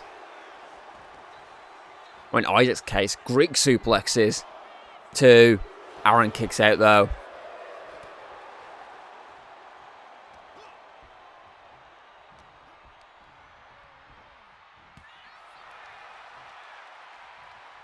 Leon can't get the better of Isaac here. And Isaac has him up for a bit of that Minotaur rage. 1, 2. Leon stays in this though. Who's drew number 4? It is Thomas, the DK champion, has drew the 4th spot in this matchup. German suplex to Leon. Leon is getting absolutely dominated with German suplexes as Thomas look for a powerbomb, but Aaron with a counter. Belly to belly suplex this time. Leon just needs to get... This is what Leon needed. He needed Isaac to turn his attention to someone else. Turns it to Aaron, who lands that spinning back elbow. 1, 2. Kick out though. Thomas bounces into Aaron thanks to Leon.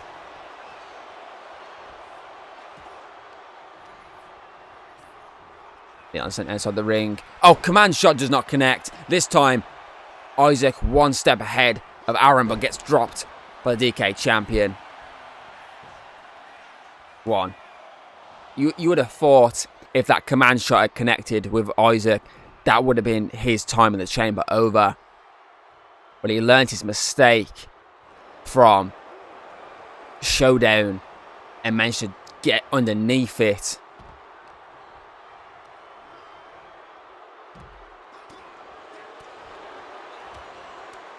Oh, face first. Aaron with his own German suplex here. Followed by a drop kick.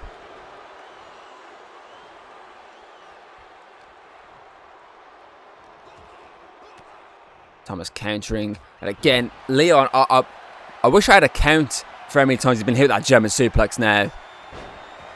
1. Kick out at 1 though. Who is Drew number 5.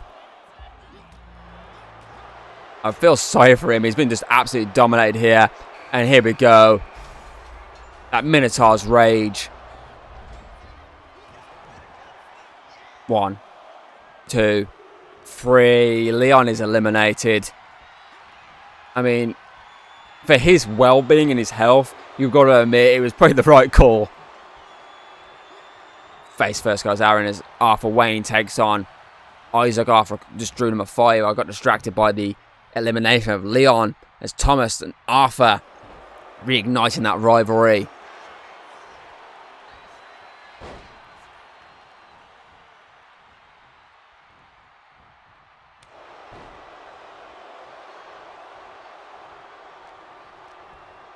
Isaac taking Arthur from the battle, German suplex connecting. Aaron took Thomas there and dropped him as well.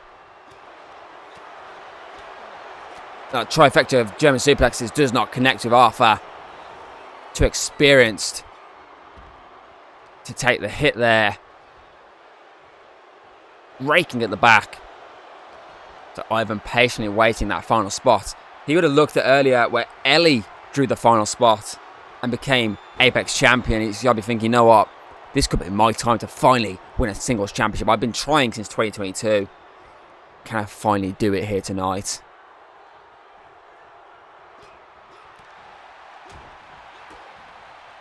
Thomas looking for a DDT to Isaac, but Isaac with a counter. And a kick. Sweeps the leg from underneath him. It's Arthur versus Aaron. Isaac versus Thomas. Ivan's still waiting to come in. The count's on. Dragon Slayer connects. And that vicious knee to the back of Aaron's neck. Both men looking to eliminate the current and former member of Villain Code. Submission locked in. Dragon Claw connects. Thomas knows it's going to take more than that to defeat Isaac. Aaron taps out though. Aaron has tapped. Arthur eliminates Aaron. We're down to 4. To be honest, I think Thomas should have gone for the pin, really. He might have had an opportunity. Another German suplex. I should have counted how many he's hit overall, not just how many he hit on Leon. Thomas gets driven down by Arthur. 1. Kick out from Ivan. So far, Isaac eliminated Leon. Arthur eliminated Aaron. Dropkick doesn't connect. Thomas had the opportunity to eliminate Isaac, but thought he might not stay down after one hit of the Dragon Claw. Should have tested his luck in, for being nice, but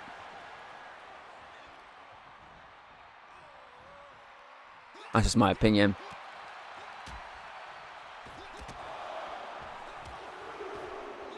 Ivan taking a fight to Isaac. Ivan, no stranger to Villain Code. I know Isaac, Powerbomb connects, isn't a member of Villain Code anymore, but remember, All Out War 2 years ago, it was Villain Code versus Delta Strike.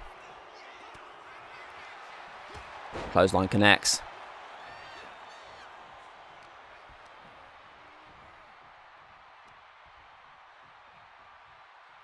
Oh, Thomas gets driven down.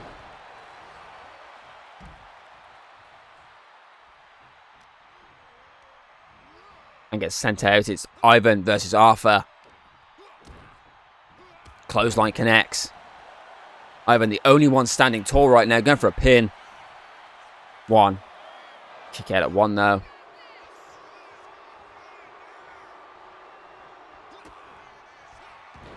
Oh, Eagle Eye connects. 1, 2.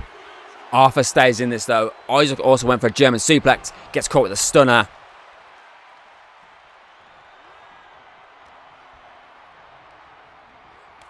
And now looking for that second Dragon Claw. That's the one he wanted, that kill shot. 1, 2, 3. Isaac eliminated. We're down to Thomas, the DK champion. Arthur Wayne, a former Undisputed champion. And Ivan of Delta Strike. Drop kick to the back of Thomas. So far, Leon taken out by Isaac. Aaron taken out by Arthur. And Isaac taken out by Thomas.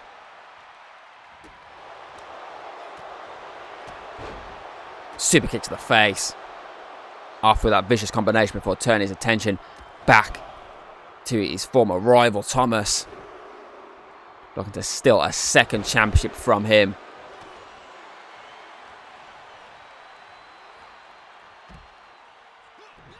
Ivan gets caught.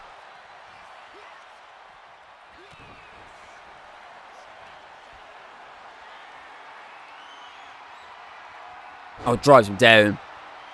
Oh, he's going to go for a pin then. It looked like he was sort of, how he dropped him, it looked like he was going to roll him up. Ivan with that elbow. But gets caught, doesn't realise Arthur was lurking. Arthur trying to steal one here. 1, 2. Kick out there from Thomas. Tried to steal one right under the nose of Ivan. To eliminate Thomas.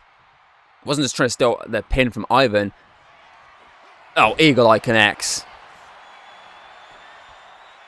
1, 2, 3. We're down to 2. It was also him trying to be like, hey, I don't even need to be the one that hits the move on you to take the win. It's Thomas, the DK champion, versus Ivan of Delta Strike. 1. Kick out at 1.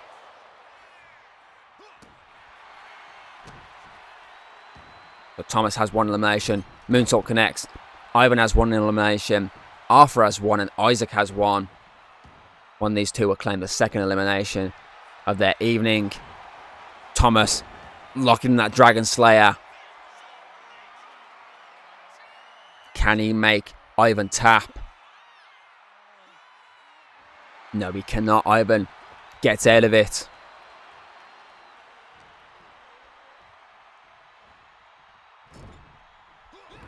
Counter in the corner.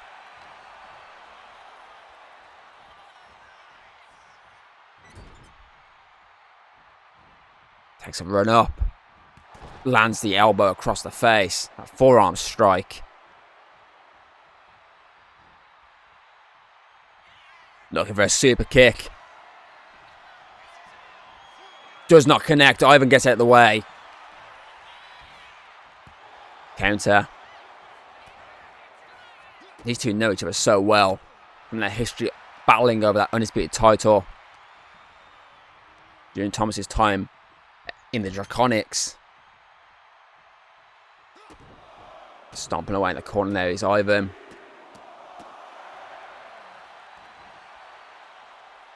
Both probably know that one big move will be an end for the other. So one Dragon Claw or one Eagle Eye will do the trick.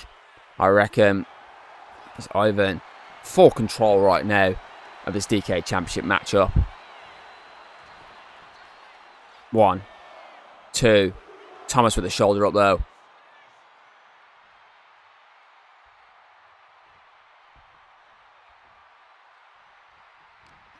What's going through Ivan's mind? Oh, drops him with a clothesline. And that is usually followed up by... Here we go. That elbow drop to the rib cage, which normally is followed up by Eagle Eye. And he's eyeing it up. This could be it for Thomas. This could be it for his reign as DK champion. But he catches the leg. Sweeps it from underneath Ivan.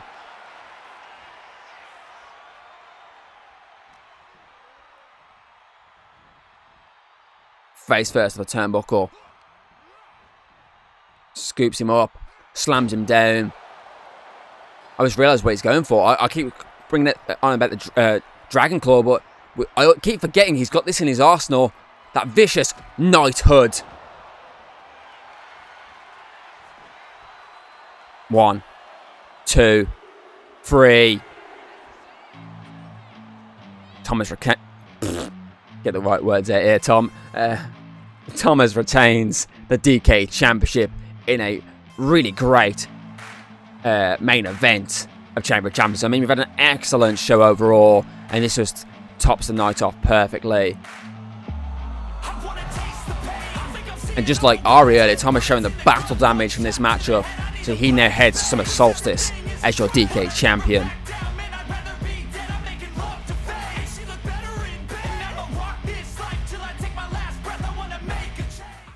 And that is it for FEW Chamber of Champions, a Chamber of Champions which saw Ellie Frost become your new FEW Apex champion after surviving the Chamber. We saw Alex defeat Robert Lane to retain the Undisputed FEW Championship. The Warrior Queens defeated Emily and Olivia to retain the tag titles, but Protects the Kingdom made their claim, which they are rightful to after winning at Bertie Spectacular, so they look set to be next up at Summer Solstice. We saw Ari survive the brutal encounter with Raphael to retain that GB Championship. The Reapers of Justice knocked off the Rockwells to retain the FW Tag titles. And of course, that backstage incident between the Golden Jag, number one contenders after winning at Bertie Spectacular. And of course, Stud Express, who have that contractual rematch, so also number one contenders, which has set an interesting idea in motion for Summer Solstice. We obviously saw Jessica Rogue retain the Undisputed FW Women's Championship against Mia Russo, and our main event, of course, saw Thomas retain that DK Championship inside the Chamber. I mean, it was an excellent show, and now we're looking ahead towards Summer Solstice, which is looking to be an equally as big show. We'll have at least 2, possibly 3 showdown shows between now and then. I won't get fully into them just now because we're still working out a few of the matchups. Of who's going to be competing on Showdown, but so we have a few ideas of what's going to be happening at Summer Solstice, particularly the tag titles. Those 2 look set to have been decided. Obviously, Warrior Queens will definitely be defending against Protects the Kingdom, and then Reapers of Justice. It's going to be interesting, but it's possibly looking like a triple threat. Studs love a good triple threat, and it looks like it may be a triple threat for those tag titles. Every other title yet to fully decide. I mean, Ellie versus Megan for the Apex title looks almost set in terms of rematches. So, I mean, I'm looking forward to Summer Solstice. I enjoyed tonight. So I hope you enjoyed as well. And I'll see you on the next episode of FEW Showdown, which I say, next week might be the week after. I'm still working out a few details. But until then, I'll see you next time. Goodbye. If you like what you've seen, don't be afraid to throw us a little like and subscribe. That's always very appreciated over here. And, well, I'll see you on the next video.